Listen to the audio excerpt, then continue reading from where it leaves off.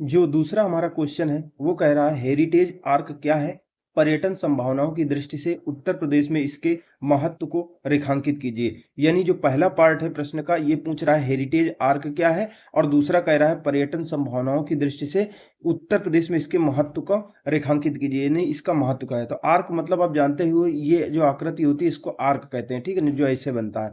तो ये देखिए, तो हेरिटेज आर्क में क्या है, जो अर्धचंद्र की आकृति बनती है उसी को आर्क कहते हैं। उत्तर प्रदेश के जो 3 महत्वपूर्ण शहर हैं, अब सरकार क्या कर रही है, जो 3 महत्वपूर्ण शहर हैं, आगरा हो गया, ठीक है, लखनऊ हो गया और वाराणसी हो गया, इन 3 शहरों में सबसे ज्यादा पर्यटक हमारे यहाँ पे आते हैं।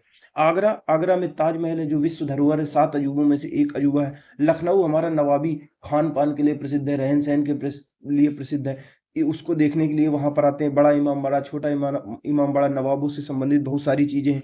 दूसरी चीज आती है वाराणसी। वाराणसी हमारा क्या है, सबसे प्राचीन शहरों में से एक आता है। ये हिंदू धर्म संस्कृति का प्रमुख स्थान है। इसी से थोड़ा सा पास में सारनाथ स्थित है, जहां गौतम बुद्ध ने पहली बार धर्म चक्र प्रवर्तन यानी उपदेश दिया था। यानी वाराणसी में हमारा प्राचीन नगरों में से एक आता है। तो इसीलिए इसके महत्व को देखते हुए उत्तर प्रदेश सरकार ने इसमें विभिन्न प्रकार के पर्यटन संभावनाओं यानी पर्यटन से संबंधित एक आधारभूत सुविधाओं का विकास करने के लिए एक योजना चालू की है, जिसका नाम है हेरिटेज आर्क। हेरिटेज का मतलब क्या होता है, जो विरासत होती है, जो हमारी प्राचीन विरासत है, उसी को संरक्षण करना है, संवर्धन करना है, विकास करना है, उसका प्रचार प्रसार करना है, ताकि उससे लाभ हो सके। पर्यटन की दृष्टि से ये महत्वपूर्ण है। इससे क्या होगा, रोजगार सृजन होगा, विकास होगा, हमारी जो विरासत है उसके बारे में लोगों को पता चलेगा, हमारा गौरव बढ़ेगा, देश के अंदर एकता होगी। तो इसीलिए इसको चालू किया गया था। तो चलिए देखते हैं किताब में हमारे क्या दिया हुआ। किताब में दिया हुआ हेरिटेज आर्क उत्तर प्रदेश सरकार द्वारा 2016 में प्रस्तावित नई पर्यटन नीति के तहत पर्यटन क्षेत्रों के विकास हेतु 7 नए परिपथ चयनित हुए थे, उनमें से एक है। यानी जो हेरिटेज आर्क योजना है, उत्तर प्रदेश जो 2016 में जो नई पर्यटन नीति प्रस्तावित किया गया था, उसमें पर्यटन क्षेत्रों को पूरे हम चाहते हैं कि हमारा पर्यटन क्षेत्रों का विकास हो जाए और उसके माध्यम से हमारे उत्तर प्रदेश का विकास हो। तो पर्यटन क्षेत्रों को, उत्तर प्रदेश में पर्यटन क्षेत्रों का विकास करने के लिए 7 सर्किटों को हमने चयन किया था, 7 परिपथों को चयन किया था। उनमें से एक परिपथ था हेरिटेज आर्क, ठीक है ना, जो आगरा, लखनऊ, वाराणसी परिक्षेत्र में, ठीक है, ऐतिहासिक, सांस्कृतिक विरासत, भवन, कला और विश्वास को बढ़ावा देता है। यानी यहाँ पर, यानी आगरा, लखनऊ और वाराणसी का जो परिक्षेत्र है पूरा पूरा, वहां के जो ऐतिहासिक महत्व की चीजें हैं, जैसे ताजमहल हो गया, सांस्कृतिक महत्व की चीजें हो गई, जैसे सांस्कृतिक धार्मिक महत्व की चीजें हो गई, जैसे कि हमारा वाराणसी में पुराने पुराने मंदिर हैं, घाट हैं, ये सारी चीजें हैं। विरासत भवन हो गए, जैसे हमारा आगरा के पास फतेहपुर सीकरी हो गया। कला हो गई, वहां पे बहुत सारे स्थापत्य कला है, विश्वास होता है, इनको बढ़ावा देता है। हेरिटेज आर्क का मुख्य उद्देश्य क्या है, तो इसका मुख्य उद्देश्य है कि इससे देश ही नहीं बल्कि विश्व भर के पर्यटक इससे आकर्षित होंगे। यानी इसका मुख्य उद्देश्य है देश ही नहीं बल्कि विश्व भर के पर्यटकों को आकर्षित करना, जिससे रोजगार के अवसर पैदा होंगे, पर्यटन उद्योग को बढ़ावा मिलेगा। यानी क्या होगा, पर्यटक आएंगे, जब पर्यटक आएंगे तो रोजगार मिलेगा लोगों को, अधिक से अधिक लोग अपने यहाँ पे होटल बनाएंगे और खाने पाने की, चाय वाय की दुकान खोलेंगे, रेस्टोरेंट खोलेंगे, चाउमीन की दुकान खोलेंगे, फूल माला की दुकान खोलेंगे, तो इससे रोजगार के अवसर पैदा होंगे। इससे क्या होगा, पर्यटन उद्योग को बढ़ावा मिलेगा, जिससे क्या होगा, इन क्षेत्रों के विकास का अवसर प्रदान होगा, यानी इन क्षेत्रों का भी विकास होगा। ये सारी चीजें, जब बाहर के लोग आते हैं तो विकास होता है, यदि वहां पे व्यापारिक गतिविधियां या पर्यटन से संबंधित कोई कार्यवाही यानी क्रियाकलाप हो रहा है। ऐतिहासिक एवं सांस्कृतिक महत्व के धरोहरों का संरक्षण करना, यहाँ के क्षेत्रीय शिल्प, कला जैसे स्थानीय उद्योगों के विकास को बढ़ावा देना भी इसका मुख्य उद्देश्य है। तो इसका मुख्य उद्देश्य क्या क्या है, इसका अगर बात करें, जो हेरिटेज आर्क योजना है, इसका मुख्य उद्देश्य है कि पर्यटकों को आकर्षित करना, जिसके माध्यम से रोजगार के अवसर सृजित होंगे, पर्यटन उद्योग को बढ़ावा मिलेगा, ठीक है। प्रदेश की जो ये पूरा क्षेत्र है, यहाँ की ऐतिहासिक सांस्कृतिक महत्व की धरोहरों का संरक्षण हो पाएगा। यहाँ का जो क्षेत्रीय शिल्प है, जैसे किसी क्षेत्र विशेष में कोई अच्छी बांस की कोई कलाकृति बना लेता है, कोई अच्छे कपड़े बना लेता है, कोई कुछ भी चीज बना लेता है, तो उसको बेच पाएगा विदेशियों के सामने या देश प्रदेश के सामने, देश प्रदेश के लोगों के सामने। यानी यहाँ के क्षेत्रीय शिल्प और कला जैसे स्थानीय उद्योगों के विकास को बढ़ावा देना भी इसका मुख्य उद्देश्य। देखिए मैप देख लीजिए हेरिटेज आर्क के अंतर्गत, तो आपको दर्शाना होगा, तो ऐसे जल्दी जल्दी मैप बना लेंगे, बहुत देर नहीं लगाएंगे, ऐसे करेंगे, ऐसे करेंगे, ऐसे करके, ऐसे करके, ये देखिए ये ऐसे बना लेंगे, उस आगरा, लखनऊ, वाराणसी, ऐसे इसको दिखा देंगे हेरिटेज आर्क। ठीक है, आगे देखते हैं क्या दिया हुआ है। उत्तर प्रदेश में सबसे अधिक पर्यटक आगरा में, लखनऊ में और वाराणसी शहरों में ही आते हैं। यही शहर है और यहीं पे हेरिटेज आर्क योजना चलाई जा रही है ताकि आधारभूत सुविधाओं का विकास किया जा सके, पर्यटक गतिविधियों का विकास किया जा सके। इन तीनों शहरों को चुनने का मुख्य उद्देश्य इनकी खास विशिष्टताएं हैं। इनमें विभिन्न प्रकार की विशेषताएं पाई जाती हैं। जैसे आगरा की बात करें तो दुनिया में 7 अजूबों में से एक है जो ताजमहल है। लखनऊ की बात करें तो लखनऊ अपने नवाबी शिष्टाचारों के लिए प्रसिद्ध है, जहाँ पे पाक कला यानी खाना बनाने से संबंधित है, मतलब विभिन्न प्रकार के, अलग अलग प्रकार के, जैसे लखनऊ की बिरयानी, टुंडे कबाब, दुनिया भर की चीजें बहुत फेमस है। तो वहीं अगर वाराणसी की बात करें तो दुनिया का सबसे प्राचीन पुराना शहर है और हिंदुओं का प्रमुख स्थल है। यही इसी के पास स्थित है सारनाथ, जहां गौतम बुद्ध ने अपना प्रथम उपदेश दिया था, धम्मचक्र प्रवर्तन जिसको कहते हैं। इस कारण से इन शहरों को हेरिटेज आर्क के रूप में विकसित करने का निर्णय उत्तर प्रदेश की सरकार ने लिया है। इन तीनों शहरों में इसके माध्यम से किया जाएगा, जो योजना है उसके माध्यम से ये किया जाएगा, इन तीनों शहरों में मूलभूत सुविधाओं का तीव्र गति से विकास किया जाएगा। ठीक है, उत्तर प्रदेश में पर्यटन को बढ़ावा देने की बहुत संभावना है। यानी हमारे उत्तर प्रदेश में बहुत सारी ऐसी चीजें हैं जिसके माध्यम से हम पर्यटकों को आकर्षित कर सकते हैं। पर्यटन की बहुत संभावना है।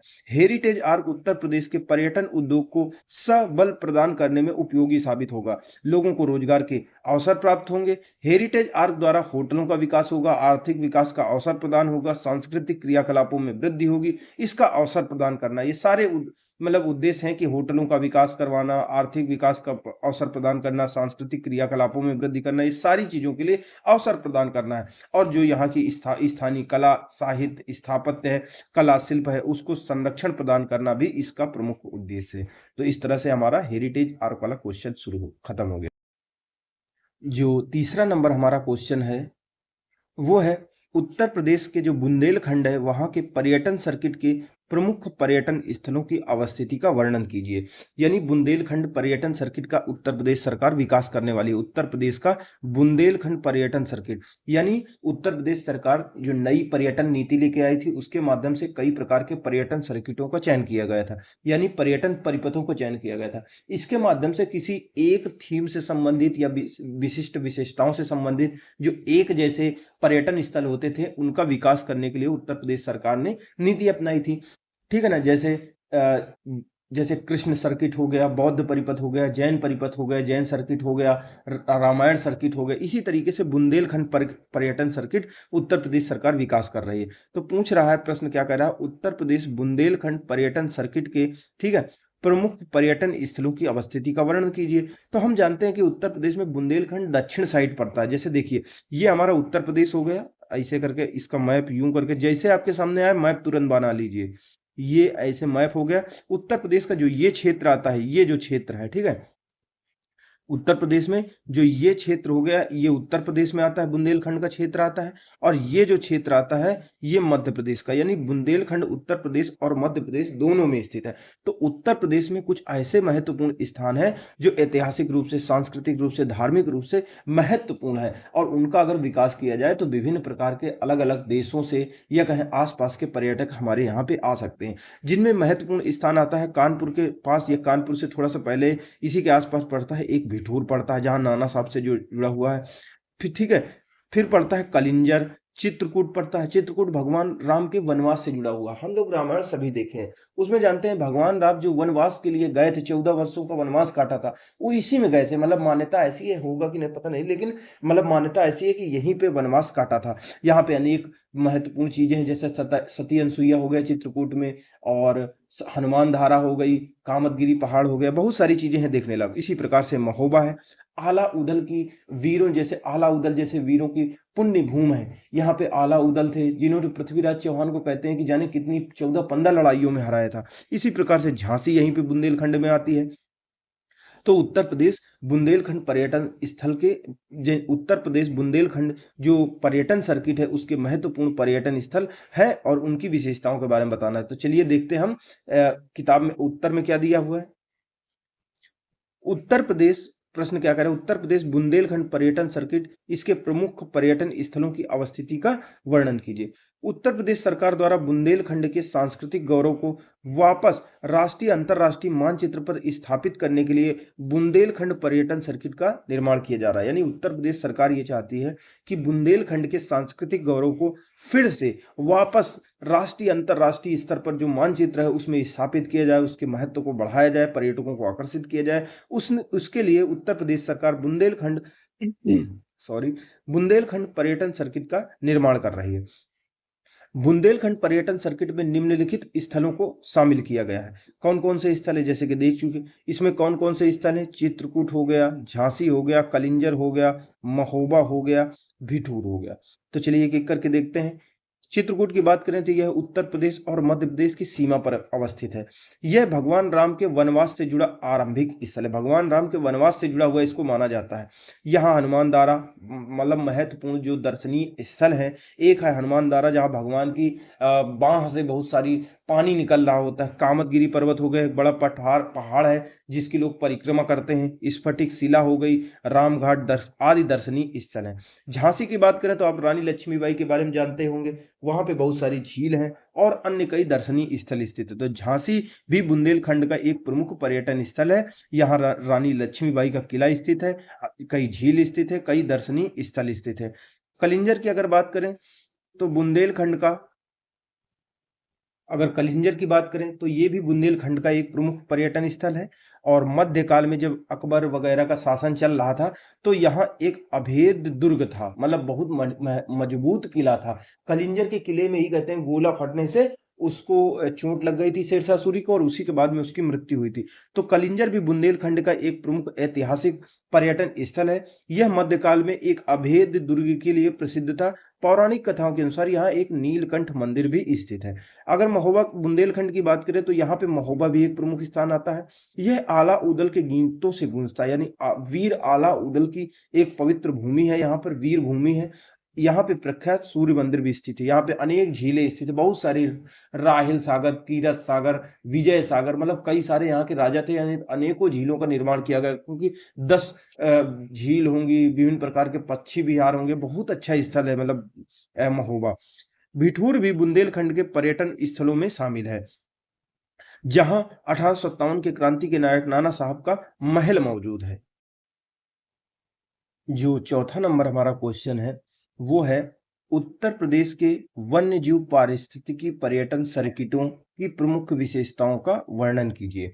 यानी प्रश्न ये कह रहा है जो वन्य जीव पारिस्थितिकी पर्यटन सर्किट है उनकी प्रमुख विशेषताओं के बारे में बताइए। तो उत्तर प्रदेश में विभिन्न प्रकार के वन्य जीव पारिस्थितिकी क्षेत्र स्थित हैं। जैसे उत्तर प्रदेश में विभिन्न प्रकार के पक्षी विहार स्थित हैं, वन्य जीव अभ्यारण्य स्थित हैं, आर्द्र भूमियां स्थित हैं, जंगल स्थित है। जैसे कहते हैं उत्तर प्रदेश में जो कहते हैं वन्य जीव पारिस्थितिकी, इसका मतलब होता है विभिन्न प्रकार के उत्तर प्रदेश में जंगल स्थित है, वहां पे जानवर रहते हैं, उनको देखने के लिए जैसे शेर हो गया, हाथी हो गया, ठीक है, शेर, हाथी, हिरन, शेर, हाथी, हिरन। जैसे अगर नदियों की बात करें तो मगरमच्छ, गंगा, डॉल्फिन, विभिन्न प्रकार के पक्षी विदेश विदेश से, तो इनका भी तो कोई पर्यटन करेगा। ये जो हमारे यहाँ पे स्थित है उत्तर प्रदेश में इतनी बड़ी संख्या में, कई सारे दर्जनों की संख्या में हमारे यहाँ पे झीलें हैं, आर्द्र भूमियां स्थित है, जंगल स्थित है, पक्षी विहार स्थित हैं, प्राणी उद्यान स्थित हैं, वन्य जीव संरक्षण केंद्र स्थित हैं। तो इनको देखने के लिए भी तो आएगा। तो इसी के विकास किया जा रहा है, यहीं पे आधारभूत सुविधाओं का विकास किया जा रहा है उत्तर प्रदेश को, मतलब कि जो विभिन्न प्रकार के पर्यटन स्थल हैं, जो पारिस्थितिकी या वन्य जीव और पारिस्थितिकी से संबंधित जो पर्यटन स्थल हैं उनको जोड़ करके एक सर्किट के रूप में विकास किया जा रहा है ताकि पर्यटन गतिविधियों को बढ़ावा दिया जा सके। तो उसी लिए पूछ रहा है उत्तर प्रदेश के वन्य जीव पारिस्थितिकी पर्यटन सर्किटों की प्रमुख विशेषताओं का वर्णन कीजिए। तो जो हमारा उत्तर प्रदेश था, ठीक है, उत्तर प्रदेश को अलग अलग भागों में बांट दिया गया है। जैसे ये हमारा मैप अगर इसी से पढ़ना चाहे तो उत्तर प्रदेश जैसे हो गया, तो उत्तर प्रदेश का जो तराई वाला क्षेत्र होगा इसकी कुछ विशेषताएं होंगी, दलदली भूमि होगी, तो इसको एक पर्यटन सर्किट के रूप में पारिस्थितिकी वन्य जीव पर्यटन सर्किट के रूप में बांट दिया गया है। जो उत्तर प्रदेश का हमारा पूर्वी क्षेत्र है उसमें कुछ विशेषताएं पाई जाती हैं, वेटलैंड वगैरह पाए जाते हैं, वन्य जीव पाए जाते हैं, तो उससे संबंधित पारिस्थितिकी पर्यटन किया जा सका है। जो पश्चिमी क्षेत्र आता है आगरा वाला, यहाँ भी झीलें वीलें हैं, तो यहाँ पर भी विभिन्न प्रकार के जंगल स्थित हैं, पर्यटन क्षेत्र स्थित है, इनको घोषित किया जा सकता है। फिर हमारा बुंदेलखंड क्षेत्र स्थित है, यहाँ पर विभिन्न प्रकार की जंगल हैं, जीव रहते हैं, ठीक है, वन्य जीव रहते हैं, तो उनका विकास किया जा सकता है। गंगा घाटी जो हमारी है वहाँ पर विभिन्न प्रकार के हैं। जो हमारा विंध्य क्षेत्र आता है, ठीक है, विंध्य क्षेत्र जो हो गया, ये आता है विंध्य क्षेत्र। यहाँ पर विभिन्न प्रकार की ट्रैकिंग करने के लिए लोग जा सकते हैं, पहाड़ चढ़ने के लिए आदि संबंधित चीजों के लिए। तो उसी का विकास उत्तर प्रदेश के बुंदेलखंड सर्किट जो पर्यटन सर्किट है उसी के इस हिसाब से किया जा रहा है। ठीक है, तो चलिए देखते हैं उत्तर, हमारे उत्तर में क्या दिया हुआ है। प्रश्न है, उत्तर प्रदेश के वन्य जीव पारिस्थितिकी पर्यटन सर्किटों की प्रमुख विशेषताओं का वर्णन कीजिए। उत्तर प्रदेश में आध्यात्मिक, सांस्कृतिक, पुरातात्विक एवं ऐतिहासिक स्थलों के साथ साथ प्राकृतिक सौंदर्य के अनेक स्थान मौजूद हैं। ठीक है, यानी उत्तर प्रदेश में जैसे आध्यात्मिक पर्यटन स्थल स्थित है, यानी आध्यात्मिक केंद्र स्थित है, जैसे हमारे यहाँ पे जैन धर्म, बौद्ध धर्म, हिंदू धर्म से संबंधित अनेकों तीर्थ स्थान स्थित हैं। सांस्कृतिक स्थल स्थित हैं, पुरातात्विक स्थल स्थित है, जैसे हमारे यहाँ पे विभिन्न प्रकार के पुरातात्विक स्थल, विभिन्न खनन कार्य हुआ है और वहां से मतलब विभिन्न प्रकार की संस्कृतियों के अवशेष पाए गए हैं। जैसे हमारे यहाँ पे विभिन्न प्रकार के सांस्कृतिक मेले वगैरह होते हैं, ठीक है, मेले वगैरह होते हैं, गंगा घाट है हमारे यहाँ पे, तो ये सारी सांस्कृतिक स्थल स्थित है, पर्यटन के केंद्र स्थित है, पुरातात्विक केंद्र स्थित है, विभिन्न प्रकार के ऐतिहासिक स्थल हमारे यहाँ पे स्थित है। ठीक है, ऐतिहासिक स्थल स्थित। इसके साथ साथ हमारे यहाँ पे प्राकृतिक सौंदर्य के भी अनेक स्थान है। यानी प्राकृतिक सौंदर्य का मतलब होता है हमारे यहाँ पे विभिन्न प्रकार के जंगल हैं, झील है, आर्द्र भूमियां हैं, और ये भी तो प्राकृतिक सौंदर्य के स्थल है, इनको भी तो कोई देखने आएगा। तो जिस प्रकार से कहा जा रहा है उत्तर प्रदेश में आध्यात्मिक, सांस्कृतिक, पुरातात्विक, ऐतिहासिक स्थलों के साथ साथ उत्तर प्रदेश में प्राकृतिक सौंदर्य के भी अनेक स्थान हैं, जिनमें वन्यजीव अभ्यारण्य आते हैं, आर्द्र भूमियां आती हैं, झीलें आते हैं, पक्षी विहार आते हैं, वन्यजीव अभ्यारण्य आते हैं, ये सारी चीजें आती हैं अर्थात। ठीक है, तो ये होगा। तो उत्तर प्रदेश में आध्यात्मिक, सांस्कृतिक, पुरातात्विक, ऐतिहासिक स्थलों के साथ साथ प्राकृतिक सौंदर्य के अनेक स्थान मौजूद हैं। ठीक है, वन्यजीव अभ्यारण्य आदि से जुड़े अनेक स्थल उत्तर प्रदेश में पर्यटकों के लिए आकर्षण का केंद्र है। विविधतापूर्ण पर्यटन आकर्षण से समृद्ध होने के साथ साथ पर्यटकों को आसान उपलब्ध कराई जाने वाली सुविधाओं के फलस्वरूप उत्तर प्रदेश देश विशेष में महत्वपूर्ण पर्यटन स्थल के रूप में पहचान बना चुका है। यानी हमारे यहाँ पे जो विभिन्न प्रकार के देश होते हैं अलग अलग, वहाँ पे एक ही प्रकार का पर्यटन होता है, जैसे विभिन्न प्रकार के होटल होते हैं, ठीक है, इन्हीं को देखने के लिए लोग जाते हैं। लेकिन हमारे यहाँ पे जो पर्यटन है वो विविधतापूर्ण है, सारी चीजें पर्यटन से संबंधित उपलब्ध है। विविधतापूर्ण पर्यटन आकर्षण से समृद्ध होने के साथ साथ पर्यटकों को आसान जो उपलब्ध कराई जा रही, जो सुविधाएं उपलब्ध करा दी हैं, तो उत्तर प्रदेश क्या हो रहा है, पर्यटन क्षेत्र के रूप में एक महत्वपूर्ण स्थान बना चुका है। उत्तर प्रदेश की बात करें तो उत्तर प्रदेश में 9 वन्यजीव पारिस्थितिकी सर्किट स्थित है, जिसमें से कुल 37 गंतव्य स्थल चयनित किए गए हैं। यानी 9 जो सर्किट चयन किए गए हैं वन्यजीव पारिस्थितिकी पर्यटन से संबंधित, जिसमें 37 स्थल स्थित है। ठीक है, उत्तर प्रदेश की वन्य जीव पारिस्थितिकी पर्यटन सर्किटों की प्रमुख विशेषताएं निम्नलिखित हैं। तो इसी प्रकार से विशेषताएं, जैसे हमारे यहाँ पे उत्तर प्रदेश में वन्य जीव पारिस्थितिकी पर्यटन की बात करें, सर्किटों की बात करें, तो क्या है, जो ईस्टर्न वाइल्ड लाइफ सर्किट हो गया, जो ईस्टर्न वाइल्ड लाइफ सर्किट जैसे देखते हैं उत्तर प्रदेश है, उत्तर प्रदेश का ईस्टर्न वाइल्ड लाइफ सर्किट हो गया। ठीक है, ईस्टर्न वाइल्ड लाइफ सर्किट हो गया। फिर उसके बाद में वेस्टर्न वाइल्ड लाइफ सर्किट हो गया, वेस्टर्न वाइल्ड लाइफ सर्किट, ये वेस्टर्न वाइल्ड लाइफ सर्किट के अंतर्गत आ जाएगा। सेंट्रल वर्ल्ड वेटलैंड सर्किट हो गया, सेंट्रल वर्ल्ड वेटलैंड सर्किट हो गया, जैसे हमारा ये भाग हो गया, यहाँ पे वेटलैंड यानी आर्द्र भूमियों से संबंधित सर्किट हो गया। वेस्टर्न वर्ल्ड वेटलैंड सर्किट हो गया, यानी अभी तो हमने पढ़ा था वाइल्ड लाइफ सर्किट, अब पढ़ेंगे वेटलैंड सर्किट, यानी यहाँ पे विभिन्न प्रकार की आर्द्र भूमियां स्थित है। आर्द्र भूमियां और वन्य जीव अलग अलग होते हैं। तो वेस्टर्न वर्ल्ड वेटलैंड सर्किट हो गया, वेस्टर्न और वाइल्ड लाइफ सर्किट हो गया, ये हो गया। विंद माउंटेन सर्किट हो गया, जो ये वाला क्षेत्र देखा था। गंगा बेसिन सर्किट हो गया, गंगा के आसपास का क्षेत्र हो गया। बुंदेलखंड एडवेंचर सर्किट हो गया, ये वाला क्षेत्र हो गया। ठीक है, लायन सफारी सर्किट हो गया, टाइगर सर्किट हो गया। इस प्रकार से तराई टाइगर सर्किट हो गया, तराई वाला क्षेत्र हो गया, यहाँ भी टाइगर रहते, वो भी एक सर्किट बना दिया गया कि लोग देखने आएंगे। तो इस प्रकार से हम सबसे पहले देखते हैं western wild life circuit, Terai tiger circuit, lion safari and riverine circuit आता है, ठीक है, बुंदेलखंड एडवेंचर सर्किट आता है, गंगा बेसिन सर्किट आता है, विंद माउंटेन सर्किट आता है, वेस्टर्न वर्ल्ड वेटलैंड सर्किट आता है, सेंट्रल वर्ल्ड वेटलैंड सर्किट आता है, ईस्टर्न वाइल्ड लाइफ सर्किट आता है। इस प्रकार से विभिन्न प्रकार के वन्य जीवों पारिस्थितिकी पर्यटन से संबंधित विभिन्न सर्किट स्थित है, ठीक है। तो अगर बात करें तो सबसे पहले देखते हैं western wild life circuit. Western wild life circuit का मतलब है जो पश्चिमी जो क्षेत्र है यहाँ पर पाए जाने वाले जो वन्य जीव होते हैं, इनको देखने के लिए, इनको घूमने के लिए जो पर्यटन जो आते हैं उन स्थलों को मिला करके एक सर्किट बना दिया गया है, उसी को कहते हैं वेस्टर्न वाइल्ड लाइफ सर्किट। इसके अंतर्गत अमनगढ़ टाइगर रिजर्व, शिवालिक, हस्तिनापुर वन्य जीव अभ्यारण्य, एलिफेंट रिजर्व आते हैं। इस सर्किट यानी अमनगढ़ टाइगर रिजर्व, हस्तिनापुर वन्य जीव अभ्यारण्य, ये सारे आते हैं। इन सर्किटों के द्वारा हम बाघ, हाथियों, तेंदुओं, बारहसिंगों और लगभग 300 पक्षियों की प्रजातियों को देखने का अवसर प्राप्त कर सकते हैं, यानी प्राप्त होता है। और गंगा के ऊपरी हिस्सों में मगरमच्छ, कछुए, गंगा डॉल्फिन आदि देखने को मिलता है। यानी गंगा जो होती है, गंगा का ये ऊपरी मैदान है, ये ऊपरी मैदान होता है जहां से नदी आती है, और ये निचला मैदान आता है, ठीक है। ये मध्य मैदान आता है, ये निचला मैदान आता है, इस प्रकार से। तो वही कहा जा रहा है गंगा के ऊपरी हिस्सों में मगरमच्छ, कछुए, गंगा डॉल्फिन आदि देखे जाते हैं। तराई टाइगर सर्किट की अगर बात की जाए, ठीक है, तो तराई टाइगर सर्किट के अंतर्गत ये वाला क्षेत्र आता है, तराई टाइगर सर्किट। तराई तराई टाइगर सर्किट, इस सर्किट के अंतर्गत Dudhwa national park, Pilibhit tiger reserve, ठीक है, करतनिया घाट वन्यजीव अभ्यारण्य, किशनपुर वन्यजीव अभ्यारण्य आदि आते हैं। इन क्षेत्रों में बाघ, गैंडे, हाथी, स्वैम्प, हिरण, हार्नबिल, रेड जंगल फाउल आदि 450 से अधिक पक्षियों के आवास स्थित हैं। यहाँ का प्रदेश दलदली घास के मैदानों और जंगलों से भरा हुआ है। यहाँ पे दलदल घास के मैदान, बड़े बड़े और जंगल आदि पाए जाते हैं, जो पर्यटकों के लिए आकर्षण का महत्वपूर्ण केंद्र है। उसके साथ साथ अगर बात करें lion safari and riverine circuit, तो लायन सफारी कई जगह हम लायन को देखने के लिए जा सकते हैं, रिवरिन यानी नदी में रहने वाले जीव जंतुओं को देखने के लिए जा सकते हैं।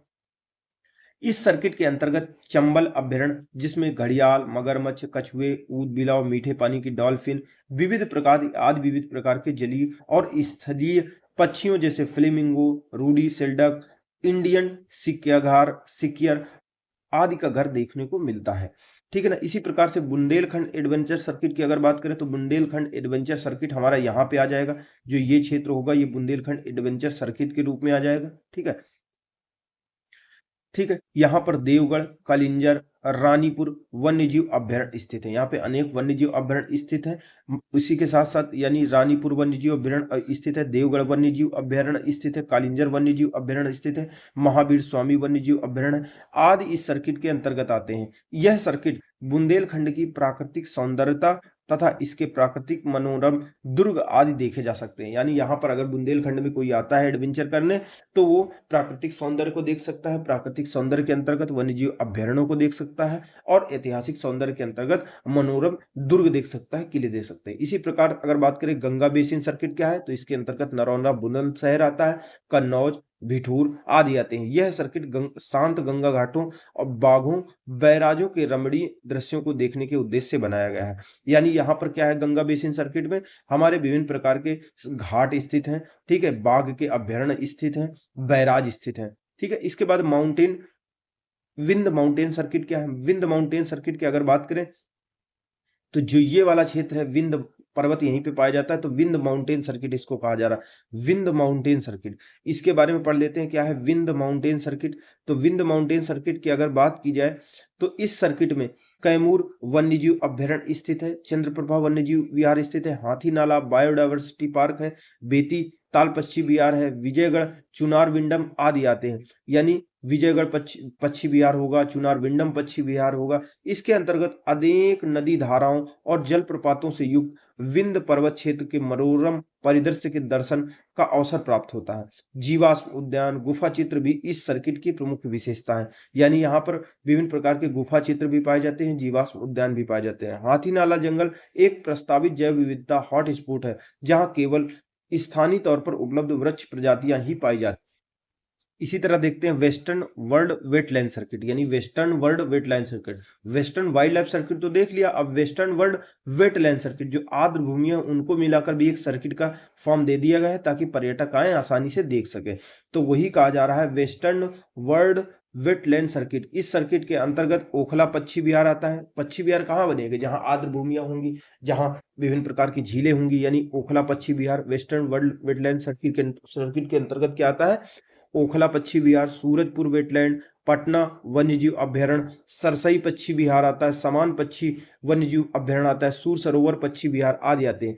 इस सर्किट में 300 से अधिक पक्षियों को देखने का अवसर प्राप्त होता है। यहाँ बड़ी संख्या में प्रवासी पक्षी भी आते हैं। उसी के साथ अगर बात करें सेंट्रल वर्ल्ड वेटलैंड सर्किट की बात करें तो सेंट्रल, जो हमारे सेंट्रल क्षेत्र में भी आर्द्र भूमियां स्थित है विभिन्न प्रकार की, तो उससे संबंधित एक सर्किट है जहां पर शहीद चंद्रशेखर आजाद पक्षी विहार, सांडी पक्षी विहार, समस्तपुर पक्षी विहार, लाख बहोसी पक्षी विहार आदि आते हैं।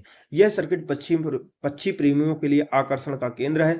वेटलैंड और स्थानीय व प्रवासी पक्षियों की सैकड़ों प्रजातियां यहाँ की मुख्य आकर्षक हैं। इसी प्रकार से ईस्टर्न वाइल्ड लाइफ सर्किट की अगर बात करें तो इस सर्किट में सुहेलवा वन्यजीव विहार, सोहागी, बरवा वन्यजीव विहार, पार्वती अर्गा पक्षी विहार आदि क्षेत्रों को शामिल किया जाता है। इस तरह से देखो तो प्रदेश में पर्यटन को बढ़ावा देने के लिए तथा वन्यजीव पारिस्थितिकी को संतुलित बनाए रखने के लिए वन्यजीव पारिस्थितिकी पर्यटन सर्किटों की घोषणा की गई है। जो 5वां नंबर हमारा क्वेश्चन है वो है उत्तर प्रदेश की पर्यटन नीति के बारे में, जो 2022 में आई थी। और यह पर्यटन नीति 2018 की जो पर्यटन नीति थी उसको प्रतिस्थापित करके लाई गई थी पर्यटन उद्योग को बढ़ावा देने की दृष्टि से। तो प्रश्न ये कह रहा है उत्तर प्रदेश पर्यटन नीति 2022 के प्रमुख प्रावधानों की चर्चा कीजिए। तो 2022 में जो उत्तर प्रदेश में पर्यटन नीति आई थी उसकी मुख्य विशेषताओं का, मुख्य प्रावधानों की चर्चा करना है। तो चलिए देखते हैं उत्तर में क्या दिया हुआ है। उत्तर प्रदेश में भारतीय संस्कृति और विरासत की गहरी जड़ें मिलती हैं। राज्य ने विश्व के विभिन्न हिस्सों से विभिन्न शासनों का एक विविध और गतिशील अतीत देखा है।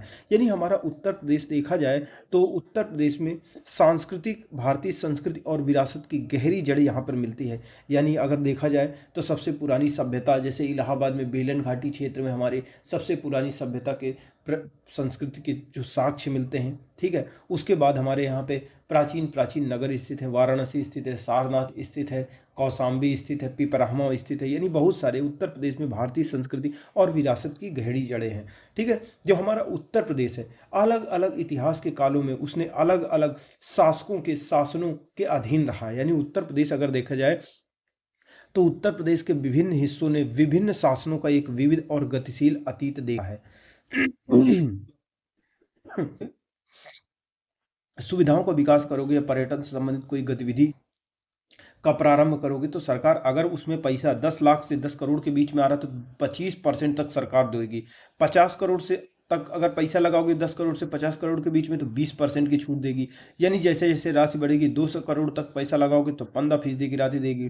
500 करोड़ लगाओगे तो 10%, 500 करोड़ से अधिक भी लगाओगे तो 10%। यानी 500 करोड़ तक 10% लगाएगी, उसके आगे 10% ही छूट दिया जाएगा। यानी 10 लाख से 10 करोड़ तक अगर जितनी पूंजी लगेगी उसका कितना देगी सरकार? 10 लाख से अधिक और 10 करोड़ तक अगर पैसा लगाते हो तो 2 करोड़ तक सब्सिडी राशि सरकार देगी। 50 करोड़ तक अगर लगा होगा तो सरकार 7.5 करोड़ तक सब्सिडी दे सकती है। 200 करोड़ लगाओगे तो उसका 15% देगी। 200 करोड़ तक के बीच में जहीं भी लगाओगे वह 15% तक सरकार देगी। तो इस प्रकार से सरकार सब्सिडी देगी। इस नीति जो 2022 की पर्यटन नीति आई है उसमें सबसे महत्वपूर्ण बिंदु है कि पर्यटन को एक उद्योग का दर्जा उत्तर प्रदेश सरकार ने दे दिया है। और विभिन्न प्रकार के उत्तर प्रदेश सरकार ने इस नीति के माध्यम से विभिन्न प्रकार के पर्यटन सर्किटों के विकास का शुरू किया है। यानी इस पर्यटन नीति में भगवान राम से जुड़े जो सभी पर्यटन स्थल हैं उनको रामायण सर्किट के रूप में विकसित करेगी। भगवान कृष्ण से जुड़े जो धार्मिक पर्यटन स्थल होंगे उनको कृष्ण सर्किट के तौर पर विकसित करेगी। और उत्तर प्रदेश सरकार जो नई पर्यटन नीति है उसके तहत प्रमुख 12 पर्यटन सर्किटों को चिन्हित किया है और उनका विकास उत्तर प्रदेश सरकार कर रही है। जैसे कृष्ण भगवान से जुड़े जो भी पर्यटन स्थल हैं उनको जोड़ करके उनमें आधारभूत सुविधाओं का विकास करके कृष्ण सर्किट का सरकार विकास कर रही है। उसी प्रकार से भगवान राम से जुड़े जो महत्वपूर्ण पर्यटन स्थल हैं, जैसे अयोध्या, जैसे भगवान राम का जहाँ वनवास हुआ था, जैसे माना जाता है जिसको चित्रकूट, उसको जोड़ा जाएगा, अयोध्या को जोड़ा जाएगा, ठीक है। तो जितने भी स्थल होते हैं उनको जोड़ करके रामायण सर्किट का विकास किया जाएगा। इसी प्रकार से बौद्ध धर्म से संबंधित जितने भी पर्यटन स्थल हैं, चाहे वो सारनाथ हो, कौशाम्बी हो, पिपरावा हो, कुशीनगर हो, ठीक है, सीतापुर हो, जितने भी बुद्ध धर्म से संबंधित, बौद्ध स्तूपों से संबंधित पर्यटन स्थल हैं उनको जोड़ करके बुद्ध सर्किट का विकास किया जाएगा। इसी प्रकार से महाभारत काल से संबंधित जो भी स्थल हैं उनको जोड़कर महाभारत सर्किट का विकास किया जाएगा। इसी प्रकार शक्तिपीठ सर्किट का विकास, आध्यात्मिक सर्किट का विकास, सूफी या कबीर सर्किट, ठीक है, जैन सर्किट, बुंदेल, जैसे कि हम जानते हैं उत्तर प्रदेश में जैन धर्म से संबंधित भी महत्वपूर्ण स्थल स्थित हैं, ठीक है ना, तो उनका विकास किया जाएगा। बुंदेलखंड सर्किट का विकास किया जाएगा। नहीं, बुंदेलखंड में महत्वपूर्ण स्थल हैं जैसे महोबा, झांसी, चित्रकूट, ठीक है, तो ये कलिंजर, तो इनका विकास किया जाएगा। यहाँ पे विभिन्न प्रकार की पर्यटन से संबंधित गतिविधियों का विकास किया जाएगा, ठीक है। वन्य जीव एवं पारिस्थितिकी सर्किट का भी विकास किया जाएगा उत्तर प्रदेश में। जो विभिन्न प्रकार के उत्तर प्रदेश में वन्य जीव अभ्यारण्य है, राष्ट्रीय उद्यान है, आर्द्र भूमियाँ हैं, तितली, जो विभिन्न प्रकार के पक्षी अभ्यारण्य हैं उनका विकास किया जाएगा, ताकि पशु पक्षी जीव जंतु प्राकृतिक सौंदर्य को देखने के लिए लोग आए। जंगल में शेर को देखने आए, हाथी को देखने आए, गैंडे को देखने उत्तर प्रदेश में लोग आए, मगर को देखने के लिए आए, डॉल्फिन को देखने के लिए आए, क्राफ्ट सर्किट, ठीक है। इसी प्रकार से स्वतंत्रता संग्राम सर्किट का उत्तर प्रदेश सरकार विस्तार कर रही है। यानी उत्तर प्रदेश सरकार उत्तर प्रदेश पर्यटन नीति 2022 के माध्यम से विभिन्न प्रकार के पर्यटन सर्किटों का विकास कर रही है, जिसके प्रमुख पर्यटन सर्किट निम्नलिखित है, ठीक है ना। जो ये नई पर्यटन नीति आई है, जो इस नई नीति में कई नई संकल्पनाएं भी विकसित की गई हैं। यानी पर्यटन को बढ़ावा देने के लिए सरकार ने कई पर्यटन से संबंधित नई गतिविधियों को भी चालू किया। जैसे अब कारवां आधारित पर्यटन को बढ़ावा दिया जाएगा, यानी कई लोग एक साथ मिलकर कारवां बनाकर चलेंगे और घूमेंगे, विभिन्न प्रकार के तीर्थ करेंगे, विभिन्न प्रकार की पर्यटन से संबंधित गतिविधियां करेंगे। प्राकृतिक योगा, वेलनेस रिजॉर्ट, जलाशय, झील, एडवेंचर पर्यटन हो गया, स्टार होटल होते हैं, बजट होटल होते हैं, कल्चरल सेंट्रल थीम पार्क होती है, इनको बढ़ावा दिया जाएगा। ढाबा एवं सड़क आधारित सुविधाएं इत्यादि, इन सभी जो नई संकल्पना है इनका भी विकास किया जाएगा, ठीक है, और इनके आधार पर पर्यटन को बढ़ावा दिया जाएगा। दूसरा क्या है, इस पर्यटन नीति द्वारा 20,000 करोड़ रुपए तक का निवेश एवं 10 लाख तक अतिरिक्त रोजगार सृजन का निर्धारित किया गया, लक्ष्य निर्धारित किया गया है कि जो पर्यटन नीति लाई जा रही है उससे लोग निवेश करेंगे और 20,000 करोड़ रुपया का सरकार निवेश करेगी इसके माध्यम से, और इससे क्या होगा, 10 लाख अतिरिक्त रोजगार के अवसर सृजित होंगे। इसमें 10% क्षेत्र आधारित वृद्धि दर और 15% राज्य घरेलू उत्पाद में पर्यटन उद्योग की हिस्सेदारी का लक्ष्य रखा गया है। यानी ये लक्ष्य रखा गया है कि जब इस पर्यटन नीति का जमीन पर उतारा जाएगा तो जो घरेलू उत्पाद में पर्यटन उद्योग की हिस्सेदारी 15% हो जाएगी और इसमें 10% की वृद्धि रहेगी। पर्यटन के बहुआयामी आकर्षणों से परिपूर्ण उत्तर प्रदेश में नई पर्यटन नीति 2022 पर्यटन संबंधित दायरों को बढ़ाकर पर्यटन की असीम संभावनाओं के द्वार खोलने में सफल सिद्ध होगी। जो 6वां नंबर हमारा क्वेश्चन है वो कह रहा है, उत्तर प्रदेश में पर्यटन एक नवीन उभरता हुआ उद्योग है। इसके विकास के लिए उत्तर प्रदेश सरकार द्वारा क्या प्रयास किए जा रहे हैं। यानी पर्यटन उत्तर प्रदेश में एक उभरता हुआ उद्योग है और सरकार इसका डेवलपमेंट करने के लिए क्या क्या कर रही है। तो बताना है किस प्रकार से ये उभरता हुआ उद्योग है, क्योंकि इससे अगर उद्योग होगा तो रोजगार सृजन होगा, आर्थिक गतिविधियों को बढ़ावा मिलेगा, लोगों की क्रय शक्ति क्षमता बढ़ेगी, ये सारी चीज़ें होंगी। और उत्तर प्रदेश सरकार इसके विकास के लिए क्या क्या कर रही है, तो चलिए हम देखते हैं कि करके किताब में क्या। तो अगर बात करें जो पर्यटन होता है, आर्थिक पावर हाउस के रूप में पर्यटन क्षेत्र का बढ़ता प्रभाव और विकास के साधन के रूप में इसकी क्षमता निर्विवाद है। यानी ये एक जो पर्यटन क्षेत्र है वो आर्थिक पावर हाउस के रूप में होता है और विकास का एक महत्वपूर्ण साधन होता है। पर्यटन क्षेत्र से न सिर्फ विकास को प्रेरित होता है, केवल विकास ही नहीं होता बल्कि बड़े पैमाने पर इस पे रोजगार सृजित होते हैं। लोगों को अपनी क्षमता के साथ लोगों की जीवन की गुणवत्ता में भी सुधार लाता है। यानी इससे आर्थिक विकास को तो बढ़ावा मिलता ही है, साथ साथ रोजगार का सृजन होता है, लोगों की क्रय शक्ति क्षमता बढ़ती है, लोगों की जीवन की गुणवत्ता में भी सुधार आता है। अगर उत्तर प्रदेश की बात करें तो उत्तर प्रदेश को भारत का एक महत्वपूर्ण राज्य, महाकाव्यों और पवित्र नदियों, प्राचीन शहरों, तीर्थों की भूमि कहा जाता है। हमारा उत्तर प्रदेश देश में एक महत्वपूर्ण राज्य है। जैसे जैसे विभिन्न प्रकार के, जैसे अगर बात करें तो रामायण की रचना कहते हैं यहीं पर हुई थी, क्योंकि यहीं पर अयोध्या स्थित है, यहीं पर हुई थी। महाभारत यहीं पे हुआ था, पश्चिमी यूपी के क्षेत्र में। यहाँ पे पवित्र नदियाँ गंगा, यमुना, गोमती जैसी पवित्र नदियाँ पाई जाती हैं। प्राचीन प्राचीन यहाँ पर शहर स्थित हैं, जैसे सारनाथ, कौशाम्बी, वाराणसी, मथुरा, ठीक है, इस तरह के शहर स्थित हैं। उत्तर प्रदेश के सांस्कृतिक, धार्मिक, प्राकृतिक, आध्यात्मिक विविधताएं विद्यमान है। यानी उत्तर प्रदेश प्राचीन काल से महत्वपूर्ण राज्य रहा है। उत्तर प्रदेश महाकाव्यों, पवित्र नदियों, प्राचीन शहरों और तीर्थों की भूमि कहा जाता है। हमारा उत्तर प्रदेश में सांस्कृतिक, धार्मिक, प्राकृतिक और आध्यात्मिक स्तर पर विविधताएं मौजूद हैं। इसलिए यहाँ पर्यटन की असीम संभावनाएं, हमारे यहाँ पे पर्यटन की असीम संभावनाएं क्यों हैं? क्योंकि यहाँ पे हमारे यहाँ पे जंगल भी हैं, प्राकृतिक प्राकृतिक जंगल भी स्थित हैं, जहाँ पे विभिन्न प्रकार की झीलें हैं, वन्य जीव अभ्यारण्य स्थित है, जहाँ जंगली जानवर देखने को मिलते हैं, नदियों में फूल पक्षी देखने को मिलते हैं, पहाड़ पर्वत हमारे यहाँ पे देखने को मिलते हैं। अगर बात करें इतिहास की, तो इतिहास में हड़प्पा सभ्यता के स्थल भी हमारे यहाँ पे स्थित हैं। उसके बाद अगर बात करें तो लौहयुगीन सभ्यता के भी स्थल हमारे यहाँ पे स्थित है। उससे पहले आदि मानव समय के भी सभ्यता के स्थल हमारे यहाँ पे बेलन घाटी, इलाहाबादी क्षेत्र से मिले हुए हैं। उसके बाद बात करें तो विभिन्न प्रकार के राजाओं का शासन यहाँ पे रहा है। जैसे प्राचीन काल में हर्ष का शासन काल यहाँ रहा, हर्ष का शासन रहा है। उसके बाद मुगल जो दिल्ली सल्तनत आई, उसके महत्वपूर्ण स्थल यहाँ पर स्थित हैं।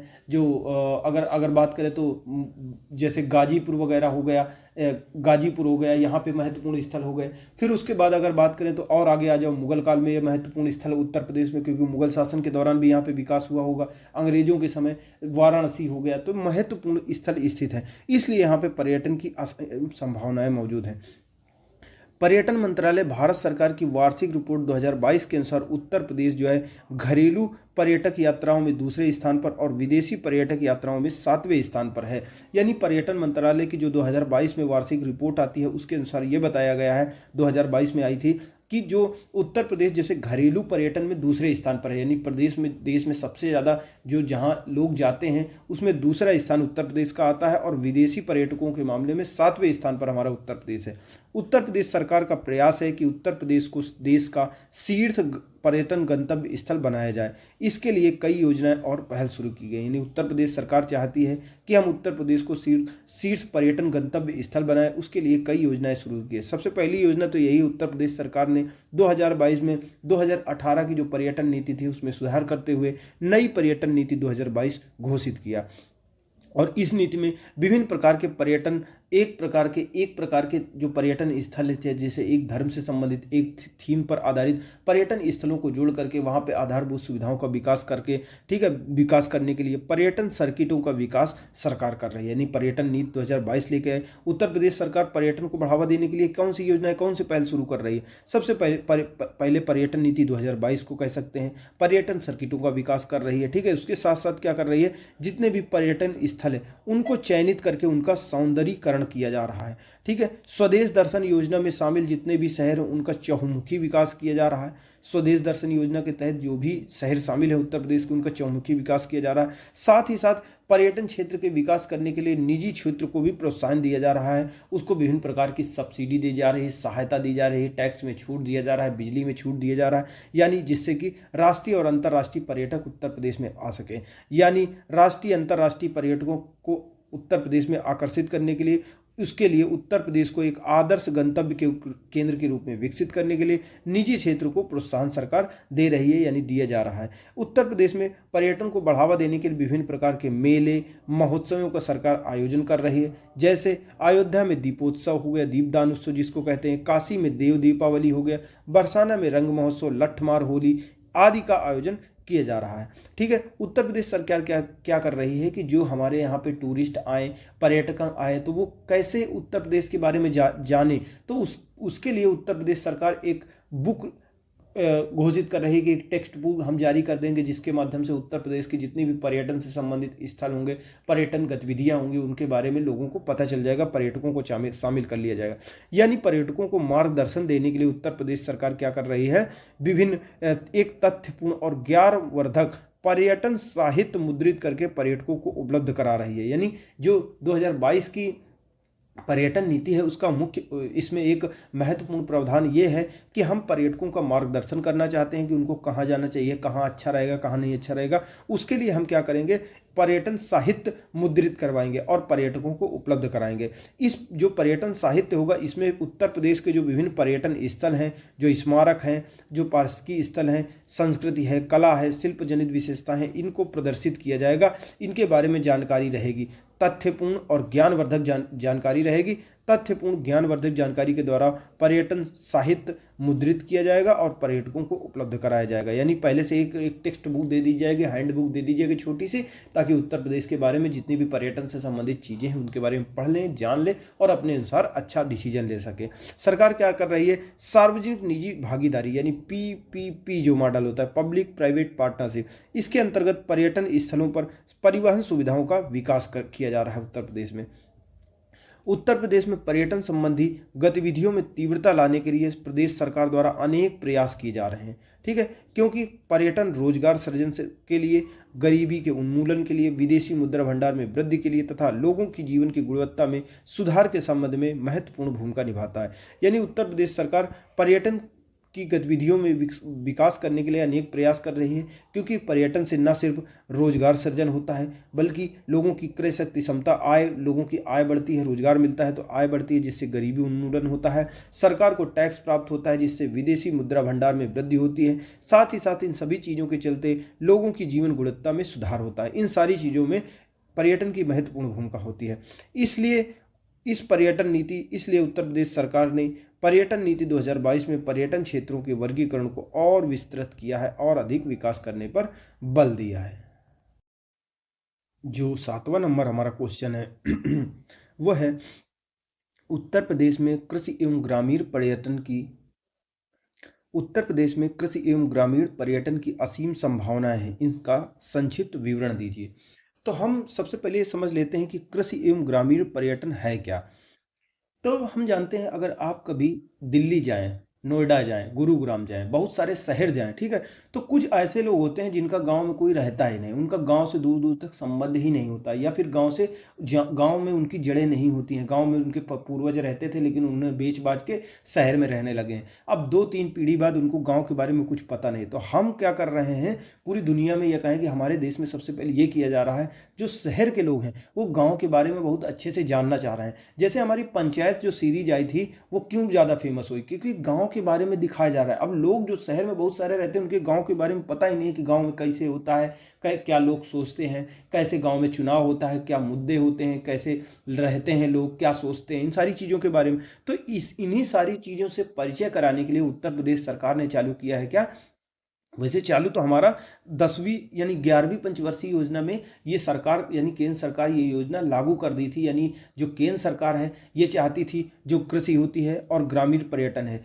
इसको बढ़ावा देने के लिए जो शहर क्षेत्र में रहने वाले लोग होते हैं वो गांव में जाएं, घूमें, वहाँ लोगों के घर में जो चीज़ें हों, जो देसी जो चीज़ें हों, जो स्थानीय चीज़ें हों, खाना बनाने वाली चीज़ें हों, उनको खाएं पिएं, मौज उड़ाएं। गुड़ कैसे बनता है ये देखें, खेती की किसानी कैसे होती है ये देखें, पशुओं को लोग कैसे पालते हैं ये देखें, वहाँ पे लोग त्यौहार कैसे मनाते हैं, उत्सव कैसे मनाते हैं, कैसे अपनी दिन रोजमर्रा का जीवन जीते हैं, ये सारी चीज़ें देखें। इसके लिए 11वीं पंचवर्षीय योजना में इसको लाया गया था, कृषि और ग्रामीण पर्यटन की शुरुआत की गई थी। उत्तर प्रदेश में भी ये सबसे ज़्यादा इसका लाभ कौन लिया, सबसे ज़्यादा लाभ इसको मिला है, किसको मिला है, केरल को मिला है, और एक आध राज्य ऐसे हैं ज़्यादा को लाभ नहीं मिला। अब इसी को उत्तर प्रदेश सरकार बढ़ावा दे रही है। उसके लिए उत्तर प्रदेश सरकार ने क्या कर दिया, जैसे गांव में मुर्गी पालन होता है, कुक्कुट पालन होता है, गांव में जितनी सारी चीज़ें उन सभी को देखने के लिए लोग बहुत उत्सुक होते हैं। गांव में जो रहने वाला शुद्ध भोजन मिलता है उसको देखने के लिए, उसको खाने के लिए लोग जाते हैं, पसंद करने के लिए, टूर करने के लिए जाते हैं। तो उन्हीं चीज़ों को बढ़ावा देने के लिए, भाई ऐसे तो कोई गाँव में जाएगा नहीं जब तक कोई अपने यहाँ पर रोकेगा नहीं, वहाँ पर आधारभूत सुविधाएँ नहीं होंगी। तो उसी के लिए उत्तर प्रदेश सरकार क्या कर रही है, अभी चयन कर रहे हैं कि प्रत्येक जिले से 2-2 गांव का चयन करने के लिए, यानी करीब करीब 18 या 19 जिले चयन किए जा चुके हैं, और उन जिलों में एक संस्था बना दी गई है जिसको कार्यदायी संस्था कहते हैं। वो 2-2 गांव का चुनेगी और 2 गांव में, उन गांवों में क्या किया जाएगा, पर जो कृषि और ग्रामीण पर्यटन से संबंधित आधारभूत सुविधाओं का विकास किया जाएगा। इससे क्या होगा, एक तरफ जो गांव के लोग होंगे वो शहरी लोगों से परिचित होंगे, दोनों के बीच की जो खाई होगी वो कम होगी, रोजगार के अवसर ग्राम क्षेत्रों में सृजन होंगे, आर्थिक विकास होगा, ये सारी चीज़ें होंगी, भेदभाव मिटेगा, ये सारी चीज़ें होंगी। तो चलिए देखते हैं प्रश्न में क्या दिया हुआ है। कह रहा है उत्तर प्रदेश में कृषि एवं ग्रामीण पर्यटन की असीम संभावनाएं हैं, इनका संक्षिप्त विवरण दीजिए। तो चलिए उत्तर में देखते हैं। पिछले कुछ दशकों से विकासशील देशों में कृषि एवं ग्राम्य पर्यटन को बढ़ावा दिया जा रहा है। यानी पिछले कुछ दशक ऐसे आए हैं जहां पे जो सरकार क्या कर रही है, पिछले कुछ दशकों से जो डेवलपिंग कंट्रीज है उसमें कृषि एवं ग्रामीण पर्यटन को बढ़ावा दिया जा रहा है। भारत में ग्रामीण पर्यटन की शुरुआत 10वीं पंचवर्षीय योजनाओं के दौरान की गई थी। यानी 10वीं पंचवर्षीय योजना में हमारे यहाँ शुरुआत की गई थी। इसके तहत क्या होता है, 103 परियोजनाओं को मंजूरी दी गई थी। यानी कृषि और ग्रामीण पर्यटन को बढ़ावा देने के लिए हमको 103 ऐसे तो आसानी से इसको चालू नहीं होगा, बहुत सारी चीज़ें होंगी जो चालू करनी होगी। सड़क भी बनानी होगी ग्रामीण क्षेत्रों तक, वहाँ पे होटल की व्यवस्था करानी होगी, रुकने ठहरने की व्यवस्था करानी होगी, लोगों का माइंडसेट भी तो डेवलप करना होगा, तभी तो ग्राम में लोग आएंगे। पता चलेगा गाँव वाले लोग उनको अपने यहाँ रोके ही ना, उनके साथ भेदभाव करें, उनके साथ में मारपीट कर लें। तो उसी लिए 103 परियोजनाओं को मंजूरी दी गई थी 11वीं पंचवर्षीय योजना में। 11वीं पंचवर्षीय योजना में ग्रामीण पर्यटन से जुड़ी 69 और परियोजनाओं की शुरुआत की गई। यानी 10वीं पंचवर्षीय योजना में इसकी शुरुआत की गई, उसमें 103 परियोजनाएं लॉन्च की गई। और जब 11वीं पंचवर्षीय योजना आई तो उसमें कृषि और ग्रामीण पर्यटन को बढ़ावा देने के लिए 69 और परियोजनाओं को शुरुआत किया गया। सर्वप्रथम इन परियोजनाओं का लाभ किसको मिला, राजस्थान एवं केरल जैसे राज्यों ने उठाया था। यानी कृषि और ग्रामीण पर्यटन जो योजनाएं सरकार ने चलाई थी उसका लाभ केरल और राजस्थान जैसे राज्यों ने उठाया। उत्तर प्रदेश देखा जाए तो उत्तर प्रदेश भाई ग्रामीण क्षेत्र है, उत्तर प्रदेश में सबसे ज़्यादा लोग कृषि करते हैं, उत्तर प्रदेश में ग्रामीण जनसंख्या भी बहुत ज़्यादा है, तो उत्तर प्रदेश में तो ज़्यादा संभावना है। वही कहा जा रहा है उत्तर प्रदेश देश का सर्वाधिक गांव वाला राज्य होने के साथ साथ ज़्यादा खाद्यान्न उत्पादन गेहूं, आलू, गन्ना आदि उत्पादन में अग्रणी राज्य है। इसलिए उत्तर प्रदेश में कृषि एवं ग्रामीण पर्यटन की असीम संभावनाएं हैं। ठीक है, राज्य पर्यटन विभाग द्वारा ग्राम्य पर्यटन की संभावनाओं को धरातल पर उतारने के लिए प्रयास किए जा रहे हैं। हमारा जो उत्तर प्रदेश का राज्य पर्यटन विभाग है वो पर्यटन जो ग्राम्य पर्यटन होता है, ग्राम एवं कृषि एवं ग्रामीण पर्यटन, उसकी संभावनाओं को धरातल पर उतारने के लिए कई प्रयास कर रहे हैं। ठीक है, कृषि एवं ग्रामीण पर्यटन जो कृषि एवं ग्राम्य पर्यटन है इसने देश की युवा पीढ़ी को न सिर्फ ग्राम्य संस्कृति से परिचित कराया है, जो शहर में रहने वाली युवा पीढ़ी होती है उसको जो ग्रामीण संस्कृति होती है, जो जीवन शैली होती है उससे परिचित करा रही है एक तरफ, बल्कि ये ग्रामीण परिवेश, शिल्प और कौशल से भी वे परिचित हो सकेंगे। इससे क्या होगा, जो शहर के लोग, शहर के बच्चे, शहर के बूढ़े जो लोग होंगे गांव देखने आएंगे तो ग्रामीण संस्कृति से परिचित होंगे, परिवेश से परिचित होंगे, उनके जीवन शैली से परिचित होंगे। बल्कि इसके साथ साथ ग्रामीण क्षेत्र में जो शिल्प कौशल होता है, जैसे कई जगह पे बांस की लोग नई नई कलाकृतियाँ बनाते हैं, बांस से चीज़ें बनाते हैं, ऊन से बनाते हैं, कपड़े से बनाते हैं, नई नई चीज़ें बनाते हैं, उनसे भी जो लोग होंगे वो परिचित होंगे। पर्यटन विभाग द्वारा कृषि एवं ग्राम्य पर्यटन के प्रथम चरण में 18 जिलों पर फोकस किया गया। यानी पहला चरण चालू किया गया है, फर्स्ट स्टेप, और उसमें 18 जिलों पर फोकस किया जा रहा है। ये 18 जिले कौन कौन से हैं, लखनऊ लखीमपुर खीरी वाला क्षेत्र, प्रयागराज भदोही वाला क्षेत्र, झांसी ललितपुर वाला क्षेत्र, चित्रकूट बांदा, ठीक है, मथुरा अलीगढ़, वाराणसी आजमगढ़, गोरखपुर कुशीनगर, अयोध्या बाराबंकी, आगरा फिरोजाबाद। ठीक है, कृषि और ग्राम्य पर्यटन की विषय वस्तु क्या होगी, क्या देखने लोग जाएंगे, कृषि और ग्राम्य पर्यटन की विषय वस्तु होगी। जब गांव में लोग घूमने जाएंगे तो क्या देखने जाएंगे, लोग देखने जाएंगे उन्नत कृषि, किस प्रकार से किसान आलू बो रहा है, गन्ना बो रहा है, गन्ना काट रहा है, मटर बो रहा है, मटर काट रहा है, ये सारी चीज़ें देखने जाए। उन्नत कैसे मशीनों का प्रयोग हो रहा है, कैसे कटाई हो रही है, किसान कैसे काम कर रहे हैं, कैसे धान की बुआई गुड़ाई निराई कटाई हो रही है। ठीक है, गौ पालन जो पशुपालन होता है वो देखने जाएंगे कि कैसे पशुओं को पालन किया जाता है। ठीक है, किसान के क्या काम होते हैं। वहाँ पे शिल्पकारी, हस्तशिल्प जो होता है, हाथ से कुछ चीज़ें बनी हुई चीज़ें होती हैं, टोकरियाँ होती हैं, बांस की सीढ़ी बनती है, खटिया बनती है, जितनी भी हाथ से शिल्पकारी होती है, हस्तशिल्प होती है, हथकरघा होता है, हाथ से जो लोग कपड़ा बनाते हैं, ये देखने जाएंगे।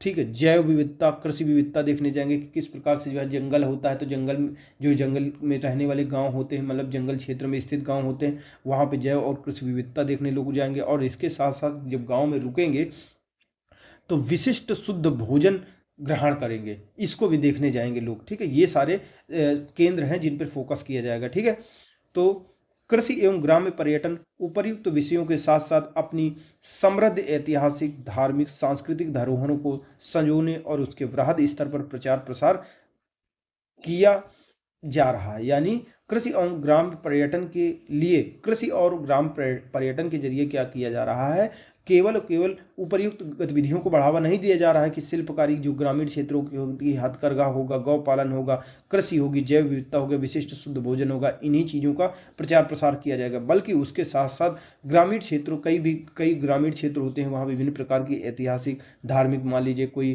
धार्मिक स्थल स्थित है, सांस्कृतिक स्थल स्थित है, कोई ऐतिहासिक स्थल स्थित है, तो इसी प्रकार की अपनी समृद्ध ऐतिहासिक, धार्मिक, सांस्कृतिक धरोहरों को सजोने और उनके बृहद स्तर पर प्रचार प्रसार करने के लिए प्रयास किया जा रहा है। ठीक है, इसके लिए हमारी उत्तर प्रदेश सरकार के पर्यटन विभाग द्वारा जो 18 जिले चयनित किए गए हैं, 18 जिलों के लिए कार्यदायी संस्थाओं का गठन किया गया है। यानी एक संस्था का गठन किया गया है। हर एक जिले, जो 18 जिले चयन किए गए हैं, 18 जिलों में से एक एक जिले में कार्यदायी संस्था का गठन किया गया है। इन संस्थाओं द्वारा प्रत्येक जिले में, यानी एक जिले से दो गाँव, एक अगले जिला होगा, यानी 18 जिले से, प्रत्येक जिले से दो दो गांव को चयन करके सर्वेक्षण किया जा रहा है कि यहाँ पर कृषि और ग्राम्य पर्यटन की सुविधाओं का विकास किया जा सकता है कि नहीं किया जा सकता है, कैसे किया जा सकता है, कितना लाभ मिलेगा, कैसे लाभ मिलेगा, इन सारी चीज़ों का सर्वेक्षण किया जा रहा है इसी कार्यदायी संस्था के माध्यम से। इसके बाद उन गाँवों में क्या किया जाएगा, सर्वेक्षण के बाद ग्राम्य पर्यटन की अवधारणा को साकार करने के लिए योजनाएं तैयार की जाएंगी, आधारभूत सुविधाओं का विकास किया जाएगा। इस प्रकार देखें तो निष्कर्षतः हम कह सकते हैं कृषि एवं ग्राम पर्यटन ग्रामीण विकास के क्षेत्र में महत्वपूर्ण भूमिका निभा सकता है। इससे ग्रामीण क्षेत्र में आय व रोजगार के अवसर का सृजन होगा, साथ ही साथ शहरी और ग्रामीण क्षेत्रों में जो व्याप्त असमानता है वो कम होंगी और हमारा उत्तर प्रदेश विकसित प्रदेश बन पाएगा। जो 8वां नंबर हमारा क्वेश्चन है वो कह रहा है उत्तर प्रदेश में पर्यटन के विकास में हेरिटेज आर्क की भूमिका को स्पष्ट कीजिए। यानी उत्तर प्रदेश में पर्यटन के विकास जो हो रहा है, पर्यटन से संबंधित चैप्टर हम पढ़ रहे हैं, तो उसमें कह रहा है पर्यटन विकास में, यानी उत्तर प्रदेश में पर्यटन विकास में जो हेरिटेज आर्क परियोजना चालू की गई है या योजना चालू की गई है, इसकी भूमिका को स्पष्ट करें। तो हेरिटेज आर्क, आर्क माने होता है चाप। ठीक है, जैसे ये चाप होता है, तो है ये सरकार ने एक योजना लेके आई है कि यहाँ पे है आगरा, यहाँ पे है लखनऊ और यहाँ पे है वाराणसी। ये महत्वपूर्ण पर्यटन स्थल हैं जहाँ पर उत्तर प्रदेश में सबसे ज़्यादा पर्यटक आते हैं, विदेशों से भी आते हैं और हमारे देश से भी आते हैं, यानी घरेलू और विदेशी पर्यटक दोनों आते हैं। तो इनको जोड़ करके आधारभूत सुविधाओं का यहाँ पर विकास करके ये जो चाप, ये इसी को कहते हैं हेरिटेज आर्क, यानी आर्क माने होता है चाप। तो यहाँ पर जो महत्वपूर्ण पर्यटन स्थल हैं, यानी जैसे आगरा के आसपास महत्वपूर्ण पर्यटन स्थल होंगे, फिर इसी प्रकार लखनऊ के आसपास महत्वपूर्ण पर्यटन स्थल कई सारे होंगे, जैसे लखनऊ के आसपास अयोध्या स्थित है और कई सारे पर्यटन स्थल हैं। इसी प्रकार वाराणसी के आसपास पर्यटन स्थल हो गए, जैसे सारनाथ वगैरह हो गए। तो इन सभी का विकास करेंगे, उत्तर प्रदेश में पर्यटन गतिविधियों का विकास करेंगे। तो उसी के लिए उत्तर प्रदेश में हेरिटेज आर्क परियोजना आई थी, तो उसी का वर्णन करना है। तो चलिए देखते हैं इस प्रश्न में उत्तर में हमारे क्या दिया हुआ है। Heritage arc of Uttar Pradesh राज्य में पर्यटन उद्योग को गति देने के लिए उत्तर प्रदेश सरकार का नवीनतम प्रयास है।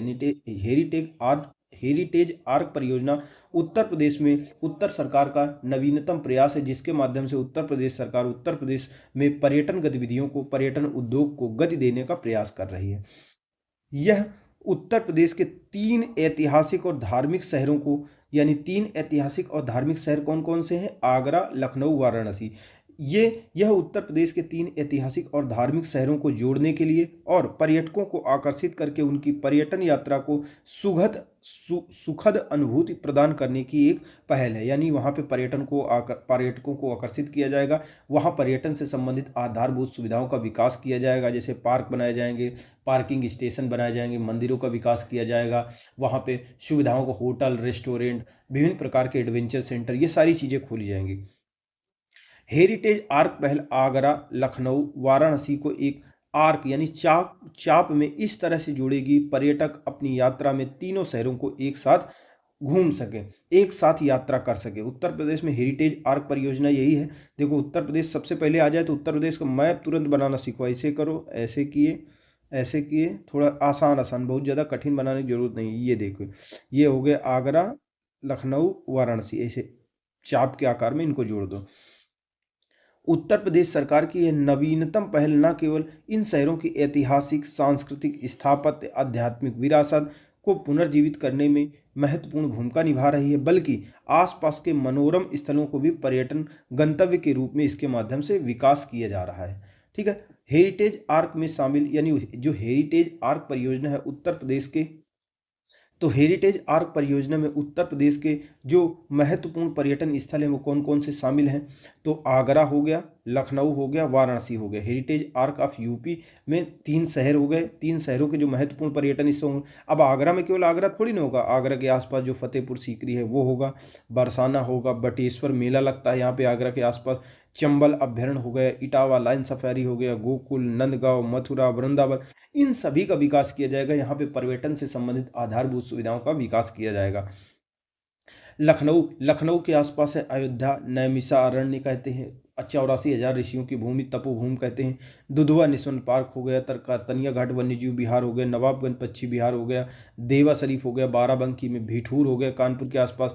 तो इसमें लखनऊ में इन सभी पर्यटन स्थलों का विकास किया जाएगा। उसी के साथ साथ वाराणसी में सारनाथ, जो भगवान बुद्ध ने जहाँ धर्मचक्र प्रवर्तन अर्थात प्रथम उपदेश दिया था, विंध्याचल पर्वत, सोनभद्र, चुनार, कुशीनगर, कपिलवस्तु, श्रावस्ती आदि का विकास किया जाएगा। इन सभी का विकास किया जाएगा। जैसे वाराणसी हमारी सबसे पुरानी प्राचीन धार्मिक नगरी आती है, सांस्कृतिक नगरी आती है। लखनऊ अपने नवाबी रहन सहन के लिए प्रसिद्ध है, नवाबी अदब के लिए प्रसिद्ध है, अपने खाद्य व्यंजनों के लिए प्रसिद्ध है। जो आगरा में 7 अजूबों में से एक, 7 अजूबा में से एक, दुनिया के 7 अजूबों में से एक ताजमहल स्थित है, इसलिए इन सभी में आधारभूत सुविधाओं का विकास किया जाएगा।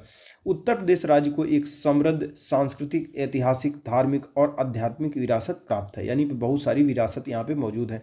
जो विरासत किस चीज़ की है? सांस्कृतिक है, ऐतिहासिक है, धार्मिक है, आध्यात्मिक है, वन्य जीव पारिस्थितिकी क्षेत्र से संबंधित विरासत उत्तर प्रदेश में है। हेरिटेज आर्क परियोजना का लक्ष्य है कि इन तीनों शहरों के गौरवशाली अतीत से पर्यटकों को परिचित कराना है, कि इसका लक्ष्य है कि जो 3 शहर है, तीनों की जो गौरवशाली अतीत है उससे पर्यटकों को परिचित कराया जाएगा।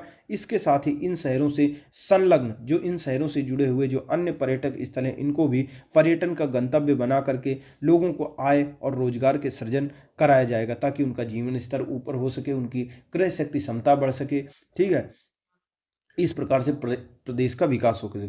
यह पहल उत्तर प्रदेश को देशी विदेशी पर्यटकों के मुख्य फोकस के रूप में स्थापित करेगी। जो 9वां नंबर हमारा क्वेश्चन है वो कह रहा है उत्तर प्रदेश में धार्मिक पर्यटन की संभावनाओं का मूल्यांकन, यानी धार्मिक पर्यटन की संभावना है कि नहीं है, कितनी है, ये बताना है। तो हम जानते हैं कि जो हमारा उत्तर प्रदेश है, प्राचीन काल से ही अगर देखा जाए तो अलग अलग धर्मों, प्राचीन काल आया, प्राचीन काल के बाद मध्य काल आया, फिर आधुनिक काल आया, वर्तमान काल हो गया। तो इतने समय के दौरान उत्तर प्रदेश विभिन्न शासकों के शासनों के अधीन रहा। विभिन्न धर्मों के शासकों ने यहाँ पे शासन किया। यहाँ पे हिंदू शासकों ने भी शासन किया, बौद्ध शासकों ने भी शासन किया, जो मुस्लिम शासन थे वो भी शासन हुए, जो ईसाई आए, जो अंग्रेज आए, उन्होंने भी शासन किया। तो उत्तर प्रदेश में प्रत्येक धर्म से संबंधित पर्यटन स्थल मौजूद हैं। ठीक है ना, असीम संभावना है उत्तर प्रदेश में। जैसे उत्तर प्रदेश में बौद्ध धर्म से संबंधित महत्वपूर्ण पर्यटन स्थल स्थित हैं। ठीक है, जैसे सारनाथ हो गया, कुशीनगर हो गया, कौशाम्बी हो गया, पिपरहवा हो गया, गोरखपुर में पड़ता है, ये सारे हो गए। उसी प्रकार से जो हिंदू धर्म से संबंधित महत्वपूर्ण पर्यटन, जैसे रामायण सर्किट के अंतर्गत भगवान राम से जुड़े पर्यटन स्थल हो गए। वाराणसी हो गया, भगवान शिव से संबंधित स्थल हो गया। ठीक है, उसी प्रकार भगवान कृष्ण से जुड़े स्थल हो गए। जैन धर्म से संबंधित महत्वपूर्ण स्थल स्थित हैं। ठीक है, मुसलमानों से संबंधित भी महत्वपूर्ण पर्यटन स्थल स्थित है, जैसे देवा शरीफ, बाराबंकी हो गया। ठीक है, तो इतनी सारी चीज़ें ये स्थित हैं। तो उत्तर प्रदेश में इन्हीं जो धार्मिक स्थल स्थित हैं, इन्हीं पर भी तो धार्मिक पर्यटन होगा। जो पर्यटन आएंगे वो धार्मिक स्थलों को देखने के आएंगे, तो उसी प्रकार से उन्हीं को जोड़ करके हम कह देंगे, इसका उत्तर दिया जा सकता है। तो चलिए देखते हैं इस किताब में क्या दिया है। उत्तर प्रदेश देश का हृदय स्थल है। ऐतिहासिक, सांस्कृतिक धरोहरों, ऐतिहासिक होती हैं, सांस्कृतिक धरोहर होते हैं, प्राकृतिक सौंदर्य के कारण देश विदेश के लोगों के लिए आकर्षण का केंद्र है। विभिन्न भौगोलिक और कई सांस्कृतिक विविधताओं से परिपूर्ण है, यानी उत्तर प्रदेश में भौगोलिक विविधता भी है और सांस्कृतिक विविधता भी है। इन सभी चीज़ों से परिपूर्ण उत्तर प्रदेश ऐतिहासिक नायकों जैसे राम, कृष्ण, बुद्ध, महावीर, अशोक, सम्राट हर्ष, अकबर, महात्मा गांधी आदि के कर्मों का भी साक्षी रहा है। उत्तर प्रदेश में आध्यात्मिक पर्यटन की अपार संभावनाएं हैं। जो उत्तर प्रदेश में कह रहा था ना, धार्मिक पर्यटन, आध्यात्मिक पर्यटन की संभावना का मूल्यांकन कीजिए, तो उत्तर प्रदेश में आध्यात्मिक या धार्मिक पर्यटन की अपार संभावना है, क्योंकि उत्तर प्रदेश में विभिन्न संस्कृति के लोग रहते हैं और विभिन्न धर्मों और संस्कृतियों से संबंधित पर्यटन स्थल उत्तर प्रदेश में पाए जाते हैं। जैसे उत्तर प्रदेश में हिंदू, मुस्लिम, बौद्ध और जैन धर्म से संबंधित महत्वपूर्ण शहर, धार्मिक स्थल, स्मारक आदि विद्यमान है, जो धर्म विशेष के पर्यटकों को अपनी ओर आकर्षित करते हैं। इस संदर्भ में उत्तर प्रदेश सरकार द्वारा उत्तर प्रदेश पर्यटन नीति 2022 लाई गई थी, ताकि पर्यटक स्थलों का विकास किया जा सके। ठीक है, राज्य में पर्यटन उद्योग को बढ़ावा दिया जा सके। इसके लिए कुल 12 पर्यटन परिपथों के निर्माण की योजना उत्तर प्रदेश सरकार द्वारा बनाई गई थी। 12 परिपथों में से 8 जो परिपथ हैं वो धार्मिक एवं आध्यात्मिक पर्यटन के विकास से ही संबंधित है। इन 12 परिपथों में से 8 परिपथ जो धार्मिक एवं आध्यात्मिक पर्यटन से संबंधित है, वो कौन कौन से परिपथ हैं? धार्मिक धार्मिक पर्यटन परिपथ या आध्यात्मिक परिपथ, जिसके अंतर्गत क्या आता है?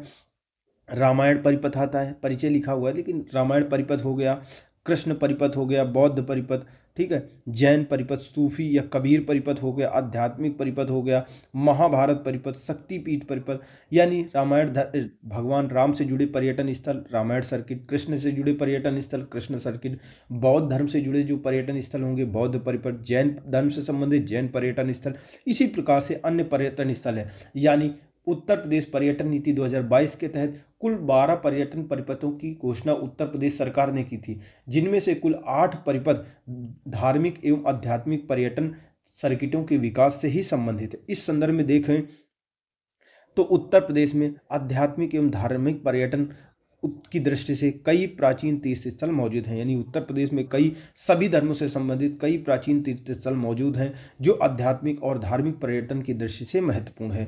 ये प्राचीन काल से ही पर्यटकों को अपनी ओर आध्यात्मिक ऊर्जा से आकर्षित करते रहे हैं। जो विभिन्न प्रकार के पर्यटन स्थल स्थित हैं, प्राचीन काल से ही अपनी आध्यात्मिक ऊर्जा से विभिन्न प्रकार के पर्यटकों को आकर्षित करते रहे हैं। जैसे रामायण सर्किट की बात करें, यहाँ का सर्वाधिक पर्यटक आकर्षित करने वाला सर्किट है। अयोध्या में राम मंदिर का निर्माण, कुशीनगर में अंतर्राष्ट्रीय हवाई अड्डा बनने से विदेशी पर्यटकों के पसंदीदा गंतव्य बन चुके हैं। काशी की प्राचीनता इसे वैश्विक पहचान प्रदान करती है। मथुरा की बात करें, वृंदावन इस्कॉन के प्रयासों से अंतर्राष्ट्रीय स्तर पर ख्याति प्राप्त स्थल बन चुके हैं। ठीक है, उत्तर प्रदेश में आध्यात्मिक पर्यटन विकास के लिए राज्य सरकार द्वारा धार्मिक स्थलों पर अनेक, यानी उत्तर प्रदेश में आध्यात्मिक या धार्मिक पर्यटन के विकास के लिए कई सारे धार्मिक स्थलों पर अनेक मेलों का, जैसे बाराबंकी में देवा शरीफ है तो देवा शरीफ मेले का आयोजन किया जाता है। कई उत्सवों का आयोजन किया जाता है, जैसे गंगा महोत्सव का आयोजन किया जाता है। बनारस में कई मेलों का आयोजन किया जाता है। सैकड़ों मेले, हमारे यहाँ पे करीब एक साल में 2000 से अधिक मेले उत्तर प्रदेश में लगते हैं। तो धार्मिक स्थलों पर अनेक मेलों का, उत्सवों का उत्तर प्रदेश सरकार द्वारा आयोजन कराया जा रहा है। जैसे अयोध्या में प्रतिवर्ष दीपोत्सव का आयोजन कराया जाता है, जो कि विश्व स्तरीय कार्यक्रम है, जिसमें लाखों दियो जला करके विभाग द्वारा Guinness book of world record बनाया गया है। इसी तरह से काशी में देव दीपावली मनाया जाता है, गंगा महोत्सव मनाया जाता है, बरसाने में रंग महोत्सव और लठमार होली मनाई जाती है। कुंभ मेले का आयोजन किया जाता है प्रयागराज में। अयोध्या में रामलीला का मंचन होता है, इत्यादि पर्यटकों के आकर्षण का केंद्र बिंदु है। इसी तरह से सारनाथ बौद्ध धर्म का अंतर्राष्ट्रीय पर्यटन स्थल है और ये सभी विभिन्न पर्यटकों को अपनी ओर आकर्षित करते हैं। इसलिए उत्तर प्रदेश में पर्यटन की असीम संभावना है, धार्मिक और आध्यात्मिक पर्यटन की असीम संभावना है। इस प्रकार स्पष्ट है कि उत्तर प्रदेश में धार्मिक पर्यटन की अत्यधिक संभावनाएं विद्यमान है, जिसके विकास हेतु निरंतर प्रयास सरकार द्वारा किए जा रहे हैं। तो 10वां नंबर हमारा जो है, 10वां नंबर, उत्तर प्रदेश में स्थित प्रमुख पर्यटन सर्किटों का विवरण दीजिए। तो हमारी जो उत्तर प्रदेश सरकार 2022 में उत्तर प्रदेश पर्यटन नीति 2022 लेके आई थी, उसके माध्यम से क्या किया था कि विभिन्न प्रकार के पर्यटन सर्किटों का चयन किया था और ये पर्यटन सर्किट या पर्यटन प्रपथ क्या थे, एक विशेष प्रकार की थीम पर आधारित जो एक जैसे पर्यटन स्थल थे उनमें आधारभूत सुविधाओं का विकास करना था ताकि वहाँ पे पर्यटन से संबंधित गतिविधियों को बढ़ावा दिया जा सके। सरकार ऐसा क्यों कर रही है? हमारे प्रदेश में जो पर्यटन से संबंधित जो विरासत है, जो चीज़ें हैं, हेरिटेज वगैरह है, जैसे हमारे यहाँ पे अनगिनत बड़ी संख्या में, असीम मात्रा में, बड़ी संख्या में पर्यटन से संबंधित हमारे यहाँ पे चीज़ें मौजूद हैं। जैसे हमारे यहाँ पे बड़े पैमाने पर जंगल मौजूद हैं, जाने कितने हमारे यहाँ पे वन्य जीव अभ्यारण्य, पक्षी विहार, आर्द्र भूमियाँ स्थित होंगी, धार्मिक नगरी, सांस्कृतिक नगरी, आध्यात्मिक नगरी स्थित है, एडवेंचर सर्किट हमारे यहाँ पे स्थित है, ठीक है ना, ये सारी चीज़ें स्थित हैं। तो कई सारी यानी पर्यटन से संबंधित जो विरासत है वो उसका विपुल भंडार है, लेकिन हमारे यहाँ पे संसाधन सीमित है। हमको चाहिए तो ये था कि पूरे प्रदेश का विकास इस तरह से किया जाए, सौंदर्यीकरण किया जाए, कनेक्टिविटी को बढ़ावा दिया जाए, रोड वगैरह बनाई जाए, सुविधाएं का विकास किया जाए, बिजली, पानी, ये सारी चीज़ें दी जाएं, पुलिस व्यवस्था को मजबूत किया जाए ताकि पूरे प्रदेश में पर्यटक आएँ। लेकिन ऐसा नहीं है। हमारे यहाँ पे जो पर्यटन से संबंधित जो आधारभूत चीज़ें हैं, विरासत है, वो हमारे यहाँ पे, लेकिन सुविधाओं का विकास नहीं कर सकते पूरी जगह में क्योंकि हमारे यहाँ पे संसाधन सीमित है। इसीलिए 2022 में जो पर्यटन नीति आई थी उसमें घोषणा की गई थी कि कम से कम हम अपने जो एक जैसे पर्यटन जो स्थल होते हैं, पर्यटक केंद्र होते हैं, उनको आपस में जोड़ करके पर्यटन सर्किटों का विकास करें। वहाँ पे मूलभूत पर्यटन से संबंधित जो मूलभूत आधारभूत सुविधाएं होती हैं, जैसे होटल चाहिए होते हैं, ठीक है, पर्यटन से संबंधित महत्वपूर्ण गतिविधियां होनी चाहिए, वो उपलब्ध करा दें, होटल उपलब्ध करा दें, सड़क, बिजली, ये सारी चीज़ें उपलब्ध करा दें, परिवहन की व्यवस्था कर दें, ठीक है, तो वहाँ पे पर्यटक आएंगे। तो उसी के लिए कह रहा है उत्तर प्रदेश में, उसी से संबंधित है। तो चलिए देखते हैं हमारा जो प्रश्न कह रहा है, उत्तर प्रदेश में स्थित प्रमुख पर्यटन सर्किटों का विवरण प्रस्तुत कीजिए। कौन कौन से पर्यटन सर्किट है उत्तर प्रदेश में, उनके बारे में बताना है। तो पर्यटन के बहुआयामी आकर्षणों से परिपूर्ण, यानी पर्यटन के बहुत सारे आकर्षण उत्तर प्रदेश में मौजूद हैं, ठीक है। उत्तर प्रदेश भारत का एक ऐसा राज्य है जहां पर्यटन विकास के साथ साथ निजी क्षेत्र के लिए पूंजी निवेश हेतु विपुल संभावनाएं विद्यमान है। यानी पर्यटन का विकास होगा, उसके साथ साथ निजी क्षेत्र पूंजी निवेश करके अधिक से अधिक लाभ कमा सकता है, उसकी विपुल संभावनाएं उत्तर प्रदेश में विद्यमान है। ऐसी विशेषताओं के कारण ही इस प्रदेश में हर आयु वर्ग, संप्रदाय और क्षेत्र के पर्यटक प्रतिवर्ष बड़ी संख्या में भ्रमण करने आते हैं। उत्तर प्रदेश की विशालता, यानी उत्तर प्रदेश इतना बड़ा है और सीमित संसाधनों की दृष्टिगत, यानी प्रदेश की विशालता ज़्यादा है लेकिन संसाधन सीमित है, इसके कारण दृष्टिगत पर्यटन नीति में यह व्यवस्था की गई है कि पर्यटन विकास के जो कार्य हैं वो चिन्हित परिपथ के आधार पर कराते हुए इन परिपथों के अंतर्गत आवश्यकता अनुसार सड़क, पानी, बिजली, भोजन, आवास जैसी मूलभूत पर्यटन सुविधाएं सुलभ कराई जाएं। यानी संसाधन सीमित हैं, विशाल है, पर्यटन से संबंधित विरासत हमारे यहाँ पे ज़्यादा मौजूद है, तो हमको क्या करना पड़ेगा, जो पर्यटन से संबंधित महत्वपूर्ण स्थल हैं उनको चिन्हित करना पड़ेगा, आइडेंटिफाई करना पड़ेगा और वहाँ पर आवश्यकता अनुसार जितनी भी ज़रूरत होगी उतनी सुरक्षा व्यवस्था, सड़क, पानी, बिजली, भोजन, आवास जैसी मूलभूत पर्यटन से संबंधित आधारभूत सुविधाएं सुलभ कराई जाएंगी ताकि पर्यटन से संबंधित गतिविधियों को बढ़ावा दिया जा सके, प्रदेश को लाभ हो, राज्य को लाभ हो, लोगों को रोजगार मिले, ये सारी चीज़ें। प्रदेश के समन्वित एवं नियोजित पर्यटन विकास व प्रचार प्रसार के लिए इस संदर्भ में 12 पर्यटन परिपथों का चिन्हित किया गया, चिन्हांकन किया गया है। यानी सरकार ने 12 पर्यटन सर्किटों को चिन्हित किया है। ये पर्यटन सर्किट कौन कौन से हैं? 12 पर्यटन सर्किट तो हम कई बार देख चुके हैं, एक बार और देखते हैं 12 पर्यटन सर्किट कौन कौन से हैं।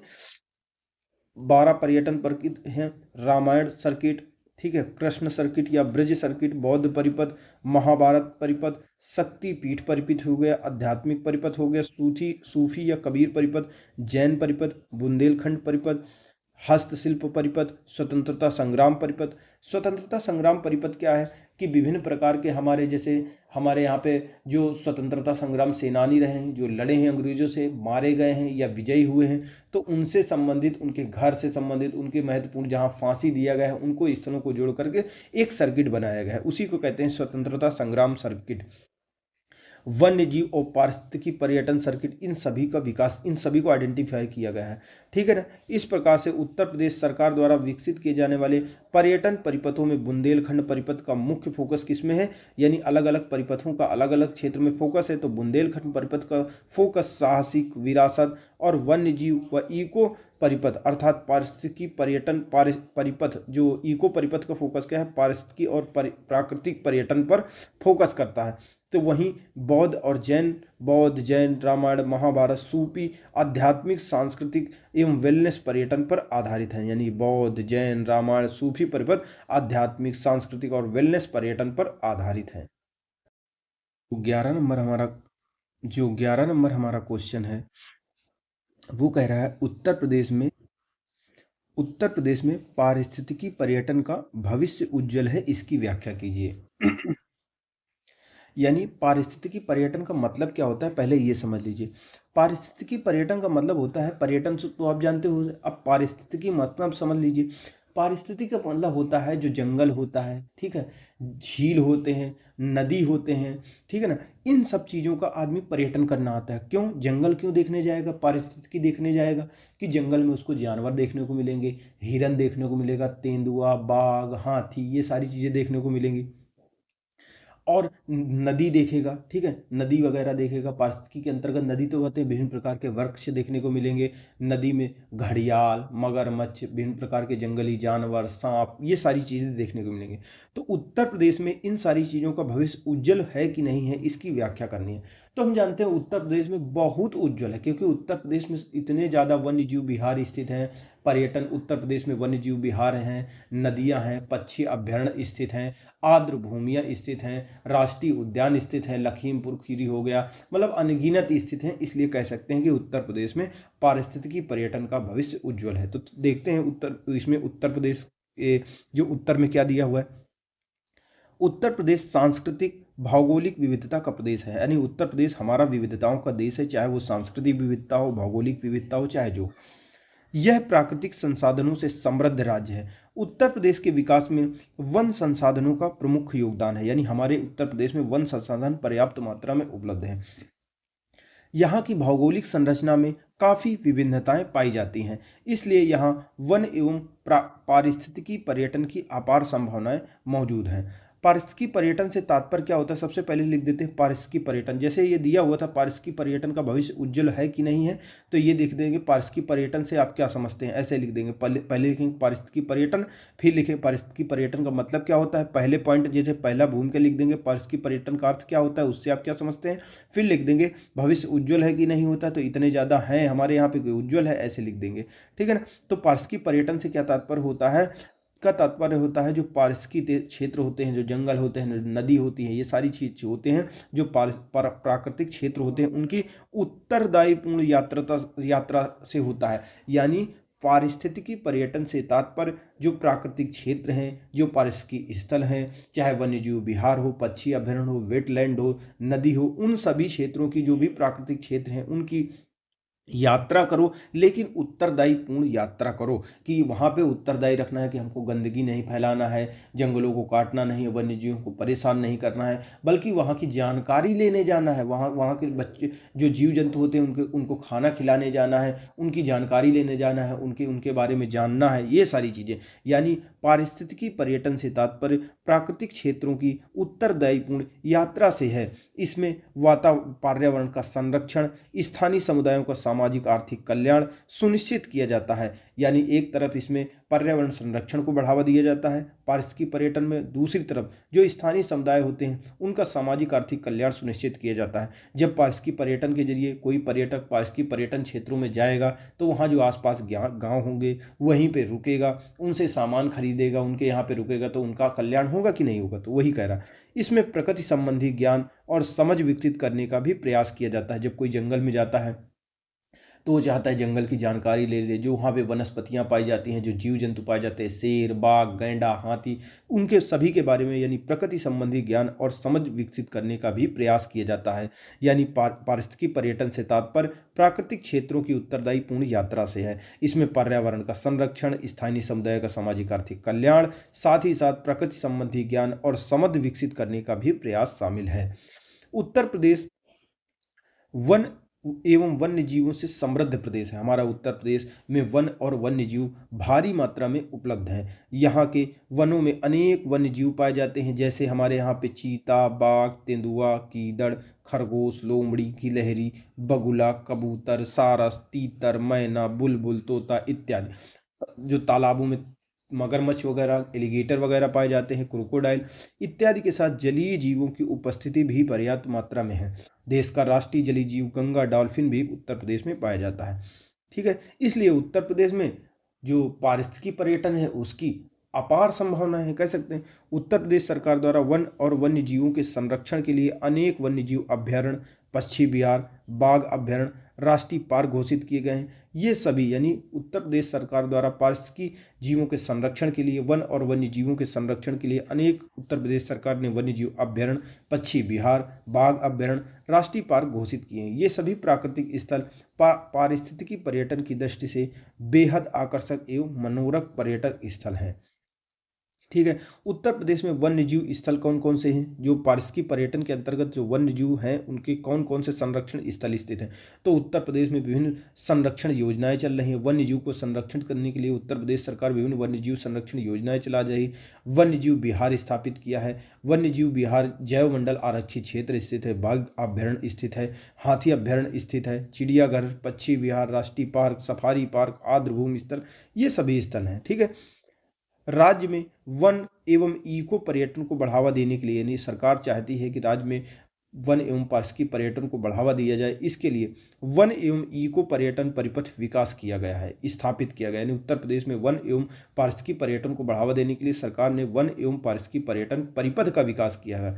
इस परिपथ में क्या क्या शामिल है? दुधवा राष्ट्रीय park, Pilibhit tiger reserve, Bagheera पक्षी विहार, चंद्रप्रभा वन्यजीव विहार सहित सभी वन्यजीव अभ्यारण्य एवं पक्षी अभ्यारण्य शामिल किए गए हैं। यानी जो वन और पारिस्थितिकी परिपथ है उसमें मुख्य मुख्य बता दिए गए। इसके साथ साथ उत्तर प्रदेश में पाए जाने वाले जितने भी सभी वन्यजीव विहार, पक्षी अभ्यारण्य, सारी चीजें शामिल हैं। ठीक है, पारिस्थितिकी पर्यटन एक नवीन पर्यटन संबंधी अवधारणा है। यानी ये पारिस्थितिकी पर्यटन कोई जंगल देखने पहले नहीं जाता था। पहले तो घूमने जाता था कि हम बढ़िया बढ़िया जगह जाएंगे, होटल जाएंगे, यहाँ जाएंगे, वहाँ जाएंगे, धर्म।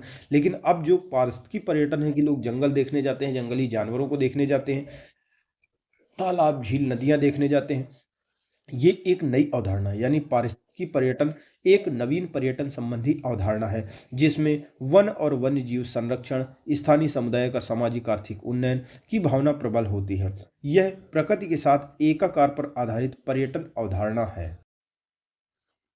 जो 12वां नंबर हमारा क्वेश्चन है वो है प्रो पुअर, उत्तर प्रदेश में प्रो पुअर पर्यटन विकास परियोजना क्या है? संक्षिप्त विवरण कीजिए। यानी उत्तर प्रदेश सरकार ने विश्व बैंक की सहायता से एक योजना चलाई है। कौन सी? उत्तर प्रदेश प्रो पुअर पर्यटन विकास योजना। ये प्रो पुअर पर्यटन विकास योजना क्या है? उत्तर प्रदेश के जो दो महत्वपूर्ण शहर हैं, एक है आगरा और है ब्रज क्षेत्र। ठीक है, आगरा और ब्रज क्षेत्र में पर्यटन से संबंधित आधारभूत सुविधाओं का विकास करके पर्यटकों को अपनी ओर आकर्षित करने के लिए विश्व बैंक की सहायता से, यानी विश्व बैंक ने कुछ धनराशि दी है, कुछ उत्तर प्रदेश सरकार लगा रही है। 70% विश्व बैंक लगा रही है और 30% राज्य सरकार लगा रही है। इसके माध्यम से आगरा और ब्रज क्षेत्र में आधारभूत सुविधाओं का विकास किया जा रहा है। इस संदर्भ में देखें तो उत्तर प्रदेश प्रो पुअर पर्यटन विकास परियोजना क्या है, इसका संक्षिप्त विवरण देना है। तो चलिए देखते हैं उत्तर प्रदेश प्रो पुअर पर्यटन विकास परियोजना क्या है, इसका संक्षिप्त विवरण देना है। किताब में हमारे क्या दिया हुआ है। विश्व बैंक द्वारा अनुदान प्राप्त उत्तर प्रदेश प्रो पुअर पर्यटन विकास परियोजना एक अभिनव परियोजना है। इस परियोजना में प्रदेश में दो प्रमुख पर्यटन क्षेत्रों के अंतर्गत पर्यटन विकास संबंधित गतिविधियां संचालित की जा रही हैं। यानी इस परियोजना के माध्यम से दो प्रमुख पर्यटन क्षेत्रों को चयनित करके वहां पर्यटन से संबंधित सुविधाओं को विकसित करने के लिए अनेक प्रकार की गतिविधियां संचालित की जा रही हैं। उत्तर प्रदेश प्रो पुअर पर्यटन विकास योजना के अंतर्गत आगरा और ब्रज क्षेत्र को सम्मिलित किया गया है। इस परियोजना के अंतर्गत कुल परिव्यय 371 करोड़ रुपया है। यानी जो उत्तर प्रदेश प्रो पुअर परियोजना है, यानी उत्तर प्रदेश प्रो पुअर पर्यटन विकास परियोजना, इसके तहत कुल जो राशि है, यानी कोई भी योजना चलाने के लिए धन की तो जरूरत होगी, तो कुल परिव्यय 371 करोड़ रुपये है, जिसमें से विश्व बैंक 70% और 30% राज्य सरकार द्वारा वहन किया जाएगा। इस परियोजना का जो क्रियान्वयन होगा, जो जमीनी स्तर पर लागू करेगा, इस परियोजना के क्रियान्वयन से प्रस्तावित जो कार्यस्थल है वहां पर पर्यटन से संबंधित आधारभूत सुविधाओं का विकास किया जा रहा है। इससे पर्यटन की गतिविधियों को बढ़ावा मिलेगा, साथ ही साथ रोजगार के अवसर सृजित होंगे, साथ ही स्थानीय स्तर पर प्रत्यक्ष अप्रत्यक्ष रूप से रोजगार के अवसर प्राप्त होंगे, स्थानीय स्तर पर विकास को बढ़ावा मिलेगा। यानी उत्तर प्रदेश प्रो पुअर पर्यटन विकास परियोजना के माध्यम से क्या होगा, पर्यटक जो घूमने जाएंगे तो उनको विभिन्न प्रकार के होटल, सड़क, पानी, ये सारी सुविधाएं मिलेंगी। वहाँ जो स्थानीय लोग होंगे उनको रोजगार प्राप्त होगा, उनका जीवन स्तर अच्छा होगा, क्रय शक्ति क्षमता बढ़ेगी, सरकार को भी राजस्व की प्राप्ति होगी। तो अगर पॉइंट वाइज देखें तो उत्तर प्रदेश प्रो पुअर पर्यटन विकास परियोजना है, इसके लाभ क्या क्या होंगे, तो इसके लाभ अगर देखा जाए तो कोई भी जो आर्थिक गतिविधि चलती है तो क्या होगा, जैसे पर्यटन से संबंधित गतिविधियों को बढ़ावा दिया जा रहा है, आधारभूत सुविधाओं का विकास किया जा रहा है। उत्तर प्रदेश प्रो पुअर पर्यटन विकास परियोजना, जब लोग बहुत सारे पर्यटक आते हैं तो उनके लिए बहुत सारी सेवाएं, जैसे होटल की ज़रूरत होती है, चाय की ज़रूरत होती है। जैसे हमारे यहाँ पे जब कुंभ प्रयागराज में लगा था तो जाने कितने लोगों को, स्थानीय लोगों ने चाय की दुकान खोल के बैठ गए थे, अपने अपने घर में लोगों को ठहराने लगे थे, तो उसके तहत कितना पैसा पैदा किया। तो इससे क्या होता है, स्थानीय स्तर पर और लोगों को रोजगार के सृजन होते हैं। जब रोजगार का सृजन होता है तो उनकी आय में वृद्धि होती है, इससे क्या होता है, गरीबों का कल्याण होता है, गरीबी उन्मूलन होती है, स्थानीय स्तर पर विकास गतिविधियों बढ़ावा मिलता है। यानी जब किसी भी क्षेत्र में पर्यटन से संबंधित आधारभूत सुविधाओं का विकास किया जाता है तो उस क्षेत्र में बिजली में सुधार होता है, बिजली से संबंधित, सड़क से संबंधित, पानी से संबंधित आधारभूत सुविधाओं का विकास होता है। इसलिए उस स्थान पर जहां पर्यटन से संबंधित आधारभूत गतिविधियों का विकास किया जा रहा है, स्थानीय स्तर पर विकास को बढ़ावा मिलता है। इससे क्या होता है, सौंदर्यीकरण होता है और पर्यटकों के आकर्षण में वृद्धि होती है। पर्यटक बड़े पैमाने पर आकर्षित होते हैं पर्यटन करने के लिए। इससे क्या होता है, पर्यटन स्थलों का विकास होता है और इन सभी गतिविधियों से क्या होता है, सरकार को आय होती है, सरकार के राजस्व में वृद्धि होती है। इस संदर्भ में देखो तो निष्कर्षता कह सकते हैं कि पर्यटन विकास के माध्यम से उत्तर प्रदेश के पर्यटन स्थलों पर अगर विकास होगा तो इससे स्थानीय रोजगार में वृद्धि करके लोगों के आर्थिक उन्नयन में सहयोग प्रदान करने के उद्देश्य से, यानी लोगों को ये जो उत्तर प्रदेश प्रो पर्यटन विकास योजना है, ये उत्तर प्रदेश के पर्यटन विभाग द्वारा संचालित की जा रही महत्वपूर्ण योजना है। पर्यटन विकास के माध्यम से उत्तर प्रदेश के पर्यटन स्थलों पर स्थानीय रोजगार के अवसरों में वृद्धि होगी, लोगों का आर्थिक उन्नयन होगा, सहयोग प्रदान किया जा सकेगा और इस संदर्भ में उत्तर प्रदेश पर्यटन विभाग द्वारा संचालित की जा रही एक महत्वपूर्ण परियोजना है। जो 13वां नंबर हमारा क्वेश्चन है वो है, उत्तर प्रदेश में पर्यटन के विकास से जुड़ी प्रमुख चुनौतियां कौन कौन सी हैं, इनके समाधान भी बताइए। तो कह रहा है, जैसे प्रश्न है, जैसे पर्यटन के विकास से क्या क्या, जो पर्यटन का हम विकास करना चाहते हैं, हम चाहते हैं कि उत्तर प्रदेश में बहुत सारे पर्यटक आएँ, हमको लाभ हो, लोगों को रोजगार प्राप्त हो, लोगों का कल्याण हो, ये सारी चीज़ें हों। लेकिन जब हम पर्यटन का विकास करना चाहते हैं तो उसके मार्ग में कुछ चुनौतियाँ भी आ रही हैं, इनका समाधान कैसे कर सकते हैं ये हमको बताना है। तो हम जानते हैं, इसको आसान भाषा में समझें तो हम ये समझ सकते हैं कि जैसे पर्यटक है, विभिन्न प्रकार की चुनौतियाँ कौन कौन सी हैं और इनका समाधान कैसे किया जा सकता है पर्यटन से संबंधित। तो हम समझ सकते हैं कि हमारे यहाँ पे क्या समस्या आती है पर्यटन से संबंधित, कि हमारे यहाँ पे बुनियादी ढांचे का अभाव है। जैसे कोई पर्यटक घूमने जाएगा तो वो चाहेगा कि अच्छी सड़क हो ताकि हम आसानी से पहुँच जाएं, ये नहीं कि हमारी गाड़ी पंचर हो जाए, होटल हो वहाँ पे रुक सके। अब पता नहीं कि हमको कोई क्या कहते हैं, होटल कहीं मिलेगा कि नहीं मिलेगा, अच्छा खाना मिलेगा कि नहीं मिलेगा, पता चले घूमने गए रात में लाइट चली गई, चोर, ठीक है। उसके साथ साथ जब घूमने जाएँ तो जो पर्यटन स्थल जाएँ वहाँ पर प्रॉपर विकास हो, साफ सफाई हो, पानी वानी मिल जाए, वहाँ पे बैठने की व्यवस्था हो, ठीक है। जब रात को निकलें या फिर कहीं हो तो उनको चोर कोई चुरा न लो, सुरक्षा की व्यवस्था हो, प्रशासनिक व्यवस्था हो, वहाँ के लोग जो हों वो बहुत ज़्यादा सहयोगी हों। कई जगह कोई पर्यटक स्थल घूमने जाता है, अब मान लो जो स्थानीय लोग हैं उनसे झगड़ जाएँ, उनको बहुत ज़्यादा उनके साथ मारा-मारी कर दें, क्योंकि उनके उनके अंदर मान लो वो ऐसी प्रवृत्ति का विकास नहीं है स्थानीय लोगों के अंदर। वो विदेशी जो बाहरी लोग आते हैं उनको बड़े ही घृणा भाव से देखते हैं। तो ऐसे लोगों के यहाँ कौन घूमने आएगा, और तो उनका विकास नहीं हो पाएगा। तो इसी से संबंधित ये सारी समस्याएँ हैं, तो उनका समाधान सरकार किस प्रकार से करेगी इस चुनौतियों का, तो वही देखते हैं हम चलिए। तो यही किताब में दिया हुआ है सारी चीज़ों का, जैसे बुनियादी ढांचे का अभाव है, वित्तीय संसाधनों का अभाव है, ठीक है। हमारे यहाँ पे बिजली, पानी, सड़क, ये सारी चीज़ें नहीं है। जैसे महोबा, उत्तर प्रदेश में बुंदेलखंड में एक महत्वपूर्ण पर्यटन स्थल है महोबा। अगर महोबा आप ठंडी में चले जाएँ तो आपको लगेगा कश्मीर की वादियों में आ गए, अब मनाली वगैरह जैसे आ गए। बहुत सारे पहाड़ हैं, झील हैं, आला उदल की पवित्र वीर भूमि है वहाँ पे। लेकिन दिक्कत क्या है, सड़क अच्छी नहीं है। यहाँ से जैसे हम लोग जाते हैं कानपुर से वगैरह, तो वहाँ सड़क अच्छी नहीं है, वहाँ पे होटल ठीक ठाक नहीं है। तो ये सारी गतिविधियों, बहुत सारे स्थल घूमे जा सकते हैं, लेकिन वहाँ पे लोग नहीं जाते हैं क्योंकि आधारभूत सुविधाएं नहीं है। पर्यटन स्थलों पर हम देखा जाता है कि अक्सर साफ सफाई की व्यवस्था नहीं होती। ये एक बड़ी चुनौती होती है कि पर्यटक कोई सुंदर जगह देखने जाएंगे जहाँ पे साफ सफाई होगी, गंदगी होगी तो कौन देखने जाएंगे। साथ ही साथ इस बात की चुनौती हमारे यहाँ पे जो पर्यटक देखने जाते हैं, पर्यटन स्थलों पर घूमने जाते हैं, उनकी सुरक्षा की जाए। प्रशासन चाक चौबंद हो, कानून और व्यवस्था हो, पर्याप्त प्रकाश हो, पुलिस चौकियां हो, ताकि पर्यटन को सुधार किया जाए, पर्यटकों की सुरक्षा को बढ़ावा दिया जा सके। ठीक है। पर्यटन के विकास में प्रमुख बाधाएं हैं पर्यटकों की सुरक्षा। पर्यटन स्थलों की खराब कनेक्टिविटी, यानी रोड वगैरह नहीं है, रेल मार्ग से जुड़ा हुआ नहीं है, इसके लिए लोग वहां नहीं पहुंच पाते हैं। जैसे अभी तक हमारे जो बुद्धिस्ट सर्किट से जुड़े हुए जो स्थल थे, अब वहां पे कनेक्टिविटी अच्छी हो गई। जैसे कुशीनगर में कई जगह पे अंतर्राष्ट्रीय हवाई अड्डा स्थित है। ठीक है। सारनाथ वगैरह घूमने लोग बुद्धिस्ट, जो बहुत सारे बुद्धिस्ट देश हैं, अब वो पहले घूमने आते थे तो उनको कहीं साड़ मार देता था, कोई चुरा लेता था, लेकिन अब वहाँ पे व्यवस्था हो गई है कि लोग घूमने आते हैं तो उनको कोई दिक्कत नहीं होती, आसानी से घूम के चले जाते हैं। कोविड-19 के बाद, जब वैश्विक महामारी कोविड-19 में आई थी, तो उसके बाद तो स्थिति और ख़राब हो गई थी। पर्यटन से संबंधित चोरी डकैती छिनैती होने लगी थी। तो ये क्यों ऐसा? फिर जागरूकता की भी कमी है। हमारे यहाँ पे विभिन्न प्रकार के पर्यटन स्थल हैं, लेकिन जो स्थानीय लोग होते हैं, कई जगह के स्थानीय लोग होते हैं, वो जो सहयोगी भूमिका होती है वो नहीं निभा पाते हैं। उनको गलत धारणा से देखते हैं। जो लोग घूमने आते हैं उनके साथ में भेदभाव करते हैं। मान लो उनके साथ में लड़ाई झगड़ा कर लिया, तो ये लोगों के पास जागरूकता की कमी है कि नहीं, हमको सम्मान करना है, हमारे देश की जो परंपरा है अतिथि देवो भव की है, उसका पालन करना है, तभी हमारा विकास हो पाएगा। और दूसरी चीज़, हमारे यहाँ पे शिथिल प्रशासनिक प्रणाली है। मान लो किसी कोई पर्यटन स्थल है, किसी क्षेत्र में कोई शूटिंग हो रही है, मान लो कोई पर्यटन आए हैं या फिर कोई शूटिंग करने आया, और वहाँ पे कोई झगड़ा कर ले, उनके साथ मार पिटैया कर ले, तो कौन आएगा शूटिंग करने? तो उसी तरीके से हमारे यहाँ पे प्रशासनिक प्रणाली को चाक चौबंद होना चाहिए, पूरी तरह से शिथिल नहीं होना चाहिए, चुस्त दुरुस्त होना चाहिए, तभी हमारे यहाँ पे विकास हो सकता है पर्यटन से संबंधित गतिविधियों में सुधार करने के लिए। तो इनका समाधान कैसे किया जा सकता है? इनका समाधान हो सकता है जब हमारे यहाँ पे जो बुनियादी ढांचा है वो खराब है, उसके लिए क्या कर सकते हैं, बुनियादी ढांचे की सुधार करें, उसकी सुधार की आवश्यकता है ताकि पर्यटकों को अच्छी सुविधा प्रदान की जा सके।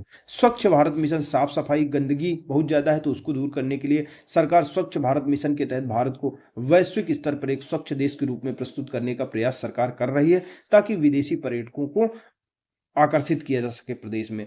मुख्यमंत्री पर्यटन संवर्धन योजना, इसके तहत प्रदेश में स्थित जो भी पर्यटन स्थल है उनके विकास के लिए 300 करोड़ रुपए की धनराशि दी गई है, ताकि विकास कराया जा सके पर्यटन स्थलों का।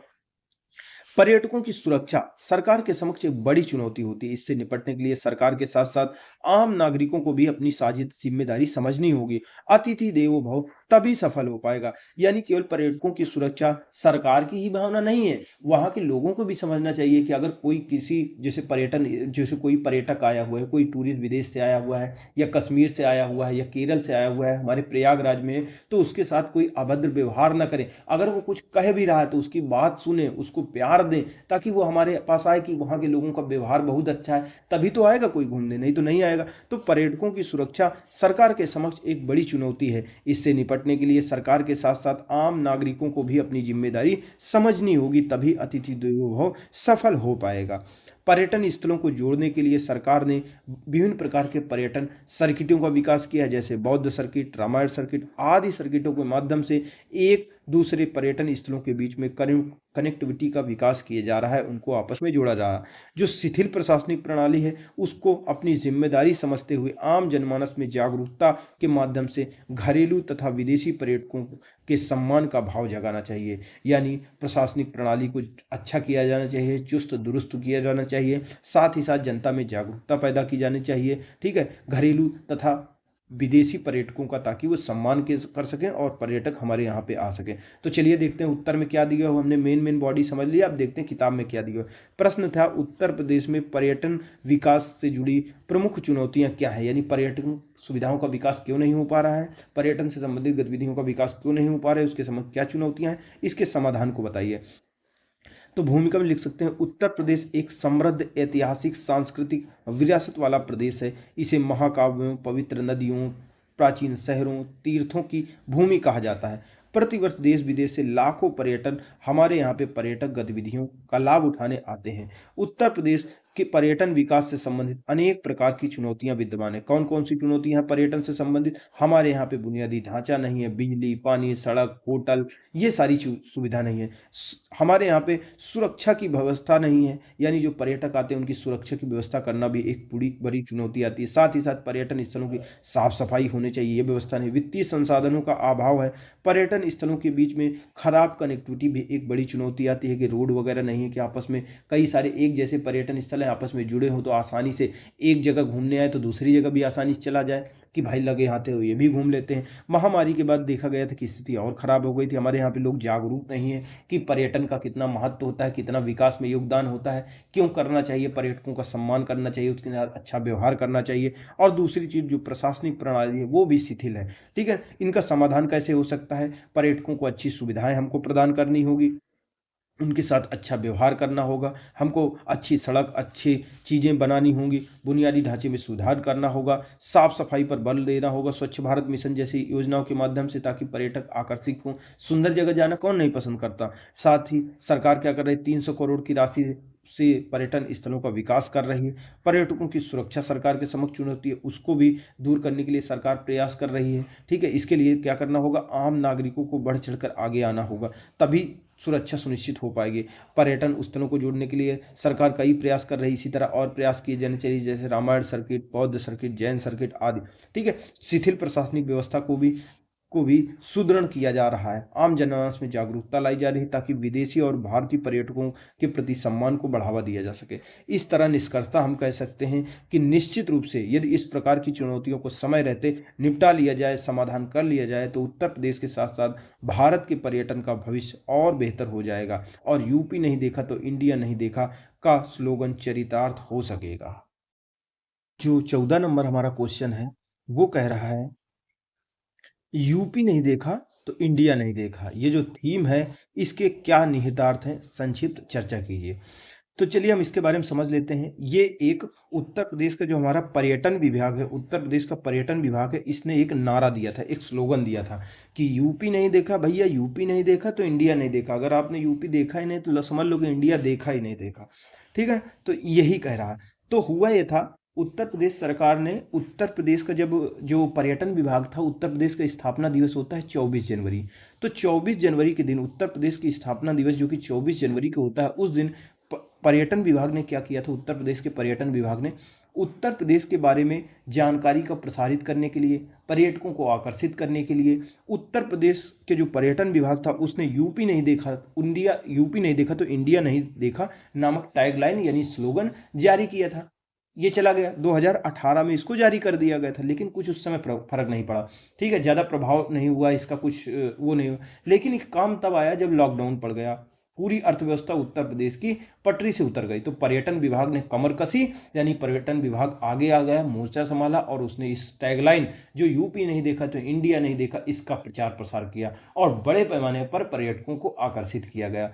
इसी के माध्यम है कि 2022 में जब रिपोर्ट आई, स्टैटिक डेटा वगैरह आए, तो उससे ये पता चला कि उत्तर प्रदेश पर्यटकों को आकर्षित करने के मामले में विदेशी पर्यटकों को आकर्षित करने के मामले में दूसरे स्थान पर पहुंच गया, यानी 2021 में इतने पर्यटक आए उत्तर प्रदेश में कि विदेशी पर्यटकों के मामले में दूसरे स्थान पर और घरेलू पर्यटकों के मामले में 7वें स्थान पर पहुंच गया। तो उत्तर प्रदेश सरकार द्वारा ये टैगलाइन को फेमस किया गया और उत्तर प्रदेश की विभिन्न प्रकार की योजनाएं थी जिन्होंने पर्यटकों को आकर्षित करने में महत्वपूर्ण योगदान दिया। कई सारी उत्तर प्रदेश की पर्यटन से संबंधित योजनाएं थी जिनका प्रचार प्रसार किया गया। उत्तर प्रदेश नहीं देखा, यूपी नहीं देखा तो इंडिया नहीं देखा नाम की टैगलाइन से। जैसे उत्तर प्रदेश सरकार की पर्यटन से संबंधित प्रसाद योजना, उत्तर प्रदेश प्रो पुअर पर्यटन विकास परियोजना, हेरिटेज आर्क योजना जो आगरा, लखनऊ, वाराणसी के विकास से संबंधित है, उत्तर प्रदेश प्रो पुअर विकास परियोजना जो उत्तर प्रदेश के आगरा और ब्रज क्षेत्र के विकास से संबंधित थी।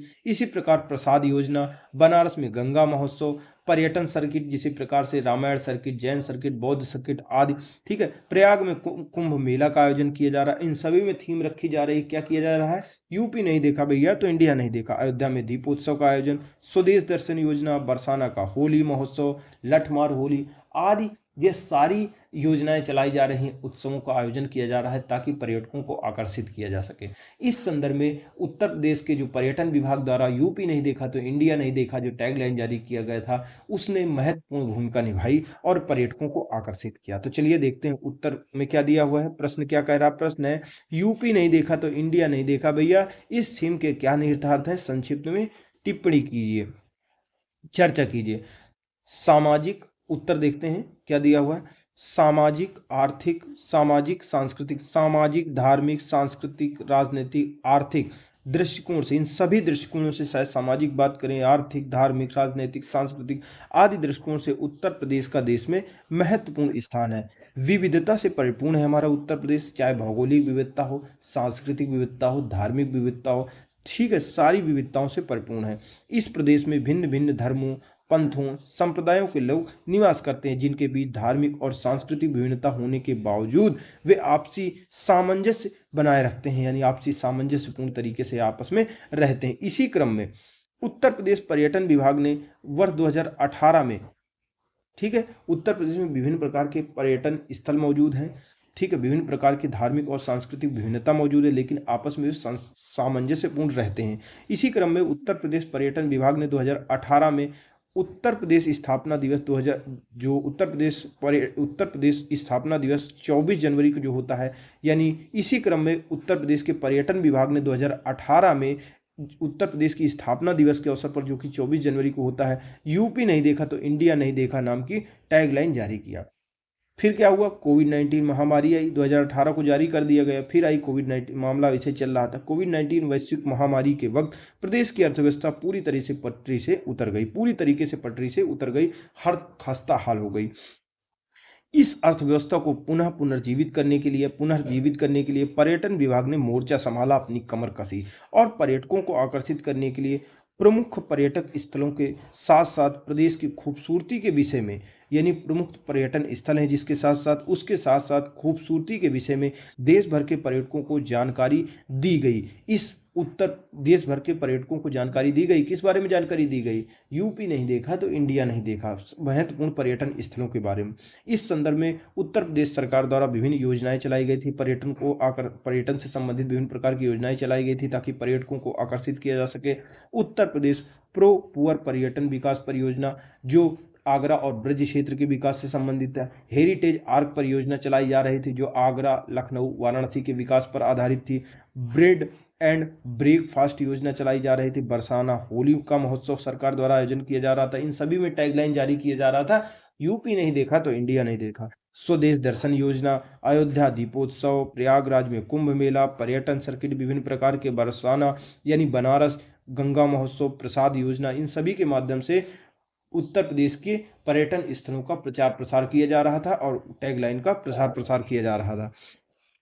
उत्तर प्रदेश सरकार इन योजनाओं के माध्यम से देश व विदेश स्तर पर पर्यटन को बढ़ावा देने का प्रयास कर रही है, सारी योजनाओं के माध्यम से। इसी प्रयास के चलते, यही प्रयास था जो टैगलाइन जारी किया गया था, ये जारी जितने प्रयास किए उत्तर प्रदेश के पर्यटन विभाग ने, उत्तर प्रदेश सरकार ने, इसी के चलते जब रिपोर्ट आई, आंकड़े आए, इंडिया टूरिज्म स्टैटिक 2022, इसके आंकड़ों के अनुसार 2022 में डेटा आएगा 21 का, आंकड़ों के अनुसार 2021 में जहां घरेलू पर्यटकों के आगमन के संदर्भ में उत्तर प्रदेश का दूसरा स्थान रहा, तो विदेशी पर्यटकों के मामले में 7वें स्थान पर उत्तर प्रदेश था। निश्चित रूप से उत्तर प्रदेश विविधताओं से परिपूर्ण है और अपने स्लोगन यूपी नहीं देखा तो इंडिया नहीं देखा के माध्यम से पर्यटकों को आकर्षित करने में सफल रहा है। इस चैप्टर का जो हमारा लास्ट प्रश्न है, उत्तर प्रदेश के आर्थिक विकास में पर्यटन उद्योग की भूमिका का मूल्यांकन कीजिए। ये इस चैप्टर का लास्ट क्वेश्चन है, 15वां नंबर। तो देखते हैं उत्तर प्रदेश का जो आर्थिक विकास, जो इकोनॉमिक डेवलपमेंट करना है, उसमें पर्यटन उद्योग की क्या भूमिका हो सकती है, उसका मूल्यांकन कर सकते हैं। तो चलिए देखते हैं हमारे आंसर में क्या दिया हुआ है। आर्थिक विकास में तो महत्वपूर्ण भूमिका होगी ही होगी, क्योंकि बहुत ज़्यादा मात्रा में उत्तर प्रदेश में पर्यटन विकास की अपार संभावनाएं मौजूद हैं। इससे लोगों को रोजगार के अवसर प्राप्त होंगे, सरकार को भी राजस्व प्राप्त होगा, बुनियादी ढांचे का विकास होगा, इन सारी चीज़ें होंगी। तो चलिए देखते हैं उत्तर में क्या दिया है। उत्तर प्रदेश विविधताओं से परिपूर्ण हमारा प्रदेश है। इस प्रदेश की अपनी ऐतिहासिक, धार्मिक, सांस्कृतिक पहचान है। यानी उत्तर प्रदेश विविधताओं से परिपूर्ण है, इसकी अपनी ऐतिहासिक, धार्मिक, सांस्कृतिक पहचान है। यदि इसकी ऐतिहासिक पहचानों को, यानी इसके इतिहास से जुड़े महत्वपूर्ण स्थलों को, ठीक है, धार्मिक स्थलों को, सांस्कृतिक पहचान से जुड़े स्थलों को, वन्यजीव पारिस्थितिकी पहचान के स्थलों को, पारिस्थितिकी स्थलों को, इन सभी को यदि हम पर्यटन से संबद्ध कर दें, जोड़ दें, तो प्रदेश में पर्यटन की अपार संभावनाएं नजर आती हैं, जो प्रत्यक्ष अप्रत्यक्ष रूप से प्रदेश के आर्थिक विकास में महत्वपूर्ण भूमिका निभा सकते हैं। ठीक है, उत्तर प्रदेश में पर्यटन को बढ़ावा देने के लिए 56 में पर्यटन विभाग की स्थापना की गई थी। यानी पर्यटन को बढ़ावा देने के लिए 56 में पर्यटन विभाग की स्थापना हुई थी। तत्पश्चात राज्य सरकार ने 89 में पर्यटन को उद्योग का दर्जा दिया था। पर्यटन को उद्योग का दर्जा कब मिला था? कब मिला था? 89 में मिला था। पर्यटन आर्थिक विकास में पर्यटन की क्या भूमिका है, किस प्रकार से इकोनॉमिक डेवलपमेंट में महत्वपूर्ण भूमिका होती है पर्यटन की। सबसे पहले क्या होता है, किसी भी क्षेत्र में पर्यटक तभी आते हैं जब किसी क्षेत्र में बुनियादी ढांचे का विकास होता है। वहाँ पे अच्छी सड़कें होती हैं, होटल होते हैं, साफ सफाई होता है, पानी की व्यवस्था होती है, बिजली की व्यवस्था होती है, ये सारी चीजें होंगी, तभी तो पर्यटक आएंगे। तो किसी भी क्षेत्र में आर्थिक विकास में इस तरह से महत्वपूर्ण भूमिका निभाएगा पर्यटन। यदि किसी क्षेत्र में पर्यटन गतिविधियों का विकास होगा तो वहाँ बुनियादी ढांचे का विकास होगा, इसलिए आर्थिक विकास भी होगा। ठीक है, इससे क्या होगा, जब पर्यटक आते हैं तो नए रोजगारों का सृजन होता है। यानी पर्यटन से संबंधित गतिविधियां जब बढ़ती हैं तो आर्थिक विकास क्यों होगा, क्योंकि इससे रोजगार के साधन होते हैं। जैसे प्रयागराज में कुंभ का आयोजन हुआ था तो सब लोग चाय की दुकान खोल के बैठ गए थे। ज़्यादातर लोग अपने घर में होम स्टे करवाने लगे थे, लोगों को घरों पर ही रुकवा लेते थे, तो कितना पैसा कमाए। तो रोजगार के सृजन हो रहे हैं, कोई ब्रेड पकौड़ा बना रहा है, कोई बर्गर बना रहा है, ये सारी चीज़ें बना रहे हैं। इससे क्या होता है, गरीबी उन्मूलन होती है। जब रोजगार के अवसर सृजन होंगे, लोगों की क्रय शक्ति क्षमता बढ़ेगी, आय बढ़ेगी, परचेजिंग पावर बढ़ेगी, तो गरीबी उन्मूलन होगा ही होगा, बुनियादी ढांचे का विकास होगा। ठीक है, और इतना ही नहीं, ये साफ सफाई होगी, पर्यटन आएंगे, तो इससे क्या होगा, भारतीय ही नहीं विदेशियों के मध्य सांस्कृतिक आदान प्रदान होगा, विदेशी और भारतीय पर्यटक भी आकर्षित होंगे। इससे क्या होगा, स्थानीय स्तर पर विकास होगा। ठीक है, ये सारी गतिविधियां जब होगी तो सरकार के राजस्व में वृद्धि होगी, सरकार को भी तो पैसा मिलेगा, टैक्स मिलेगा हर चीज का, पर्यटकों के आकर्षण में वृद्धि होगी, ये सारी चीजें होंगी। उत्तर प्रदेश सरकार क्या कर रही है पर्यटकों को आकर्षित करने के लिए, ताकि हमारे प्रदेश का आर्थिक विकास हो सके, स्वदेश दर्शन स्कीम लगा रही है। ठीक है, विभिन्न प्रकार के पर्यटन सर्किटों का विकास कर रही है। ठीक है, उत्तर प्रदेश सरकार ने प्रो पुअर पर्यटन विकास परियोजना संचालित की है। अयोध्या में दीपोत्सव का आयोजन किया जा रहा है। One stop travel solution portal की स्थापना की गई है, कि ऑनलाइन एक पोर्टल है, उसमें उत्तर प्रदेश के बारे में, पर्यटन स्थलों के बारे में सारी जानकारी होगी। आप जाइए, आसानी से चीज़ों को देख लीजिए। यूपी नहीं देखा इंडिया नहीं देखा, यूपी नहीं देखा तो इंडिया नहीं देखा नामक टैगलाइन की शुरुआत की गई। अयोध्या में दीपोत्सव का आयोजन किया जा रहा है। ये सारी चीज़ें की जा रही हैं पर्यटन गतिविधियों को विकास देने के लिए, ताकि आर्थिक विकास को बढ़ावा दिया जा सके। तो उत्तर प्रदेश सरकार ने पर्यटन के विकास करने के लिए क्या किए हैं, ताकि आर्थिक विकास हो। स्वदेश दर्शन स्कीम, इसके तहत रामायण सर्किट के अंतर्गत अयोध्या में राम कथा गैलरी का विकास किया जा रहा है। गुप्तार घाट, श्रृंगवेर प्रयागराज में टूरिस्ट फैसिलिटेशन सेंटर, चित्रकूट में परिक्रमा मार्ग, इन मार्ग पर कवर शेड आदि के विकास के लिए भारत सरकार द्वारा लगभग 200 करोड़ की सहायता प्रदान की जा रही। यानी उत्तर प्रदेश सरकार के क्या क्या प्रयास है, कि जो स्वदेश दर्शन योजना थी, केंद्र सरकार की योजना थी, उसका क्रियान्वयन किया जा रहा है, लागू किया जा रहा है। 200 करोड़ की उसके तहत सहायता प्राप्त हो रही है। अयोध्या, प्रयाग, मथुरा, वृंदावन, कुशीनगर, वाराणसी और विंध्याचल में सांस्कृतिक पर्यटन को विकसित करने हेतु योजनाओं का, अनेक प्रकार की योजनाओं का क्रियान्वयन किया जा रहा है। इसी आगे देखते हैं, जो स्वदेश दर्शन स्कीम थी उसके तहत बौद्ध सर्किट के अंतर्गत कुशीनगर, कपिलवस्तु, श्रावस्ती में मूलभूत पर्यटक अवस्थापना का विकास किया जा रहा है।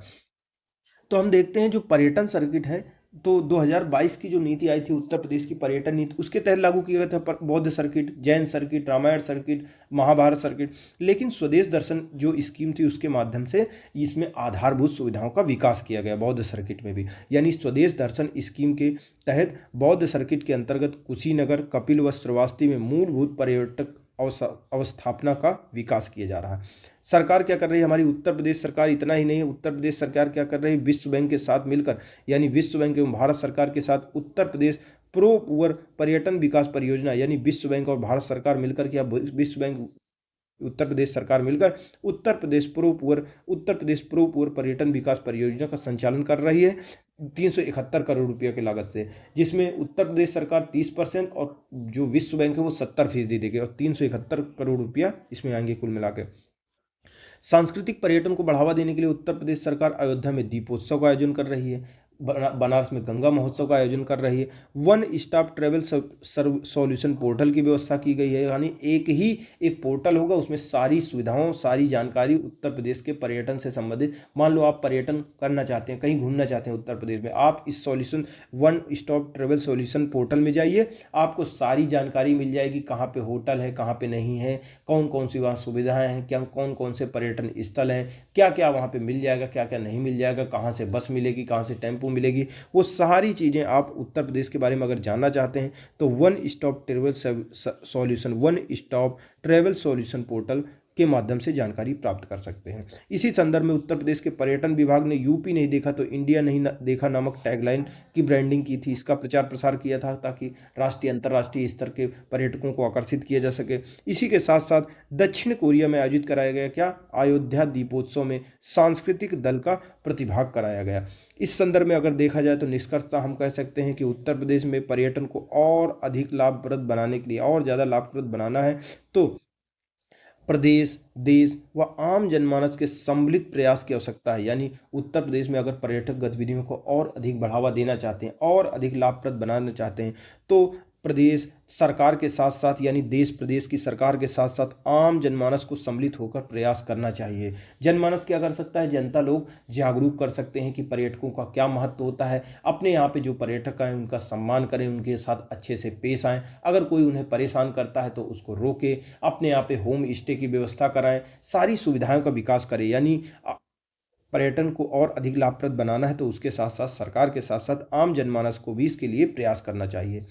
साथ ही नीतियों और विकास योजनाओं जैसे कि इनके कुशल क्रियान्वयन करने पर भी बल देना चाहिए। जो विभिन्न प्रकार की सरकारी योजनाएं, परियोजनाएं और नीतियां लेकर आती है उनका कुशल क्रियान्वयन यानी जमीनी स्तर पर क्रियान्वयन भी सुनिश्चित किया जाना चाहिए।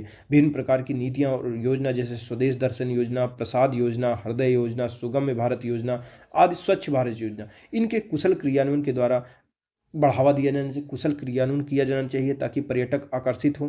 ठीक है, पर्यटकों के प्रति जन जागरूकता फैलानी चाहिए। प्रचार प्रसार के माध्यम से पर्यटन को प्रदेश के आर्थिक विकास में सहयोगी बनाया जा सकता है। तो इस तरह से हमारा 15वां चैप्टर पूरा हुआ।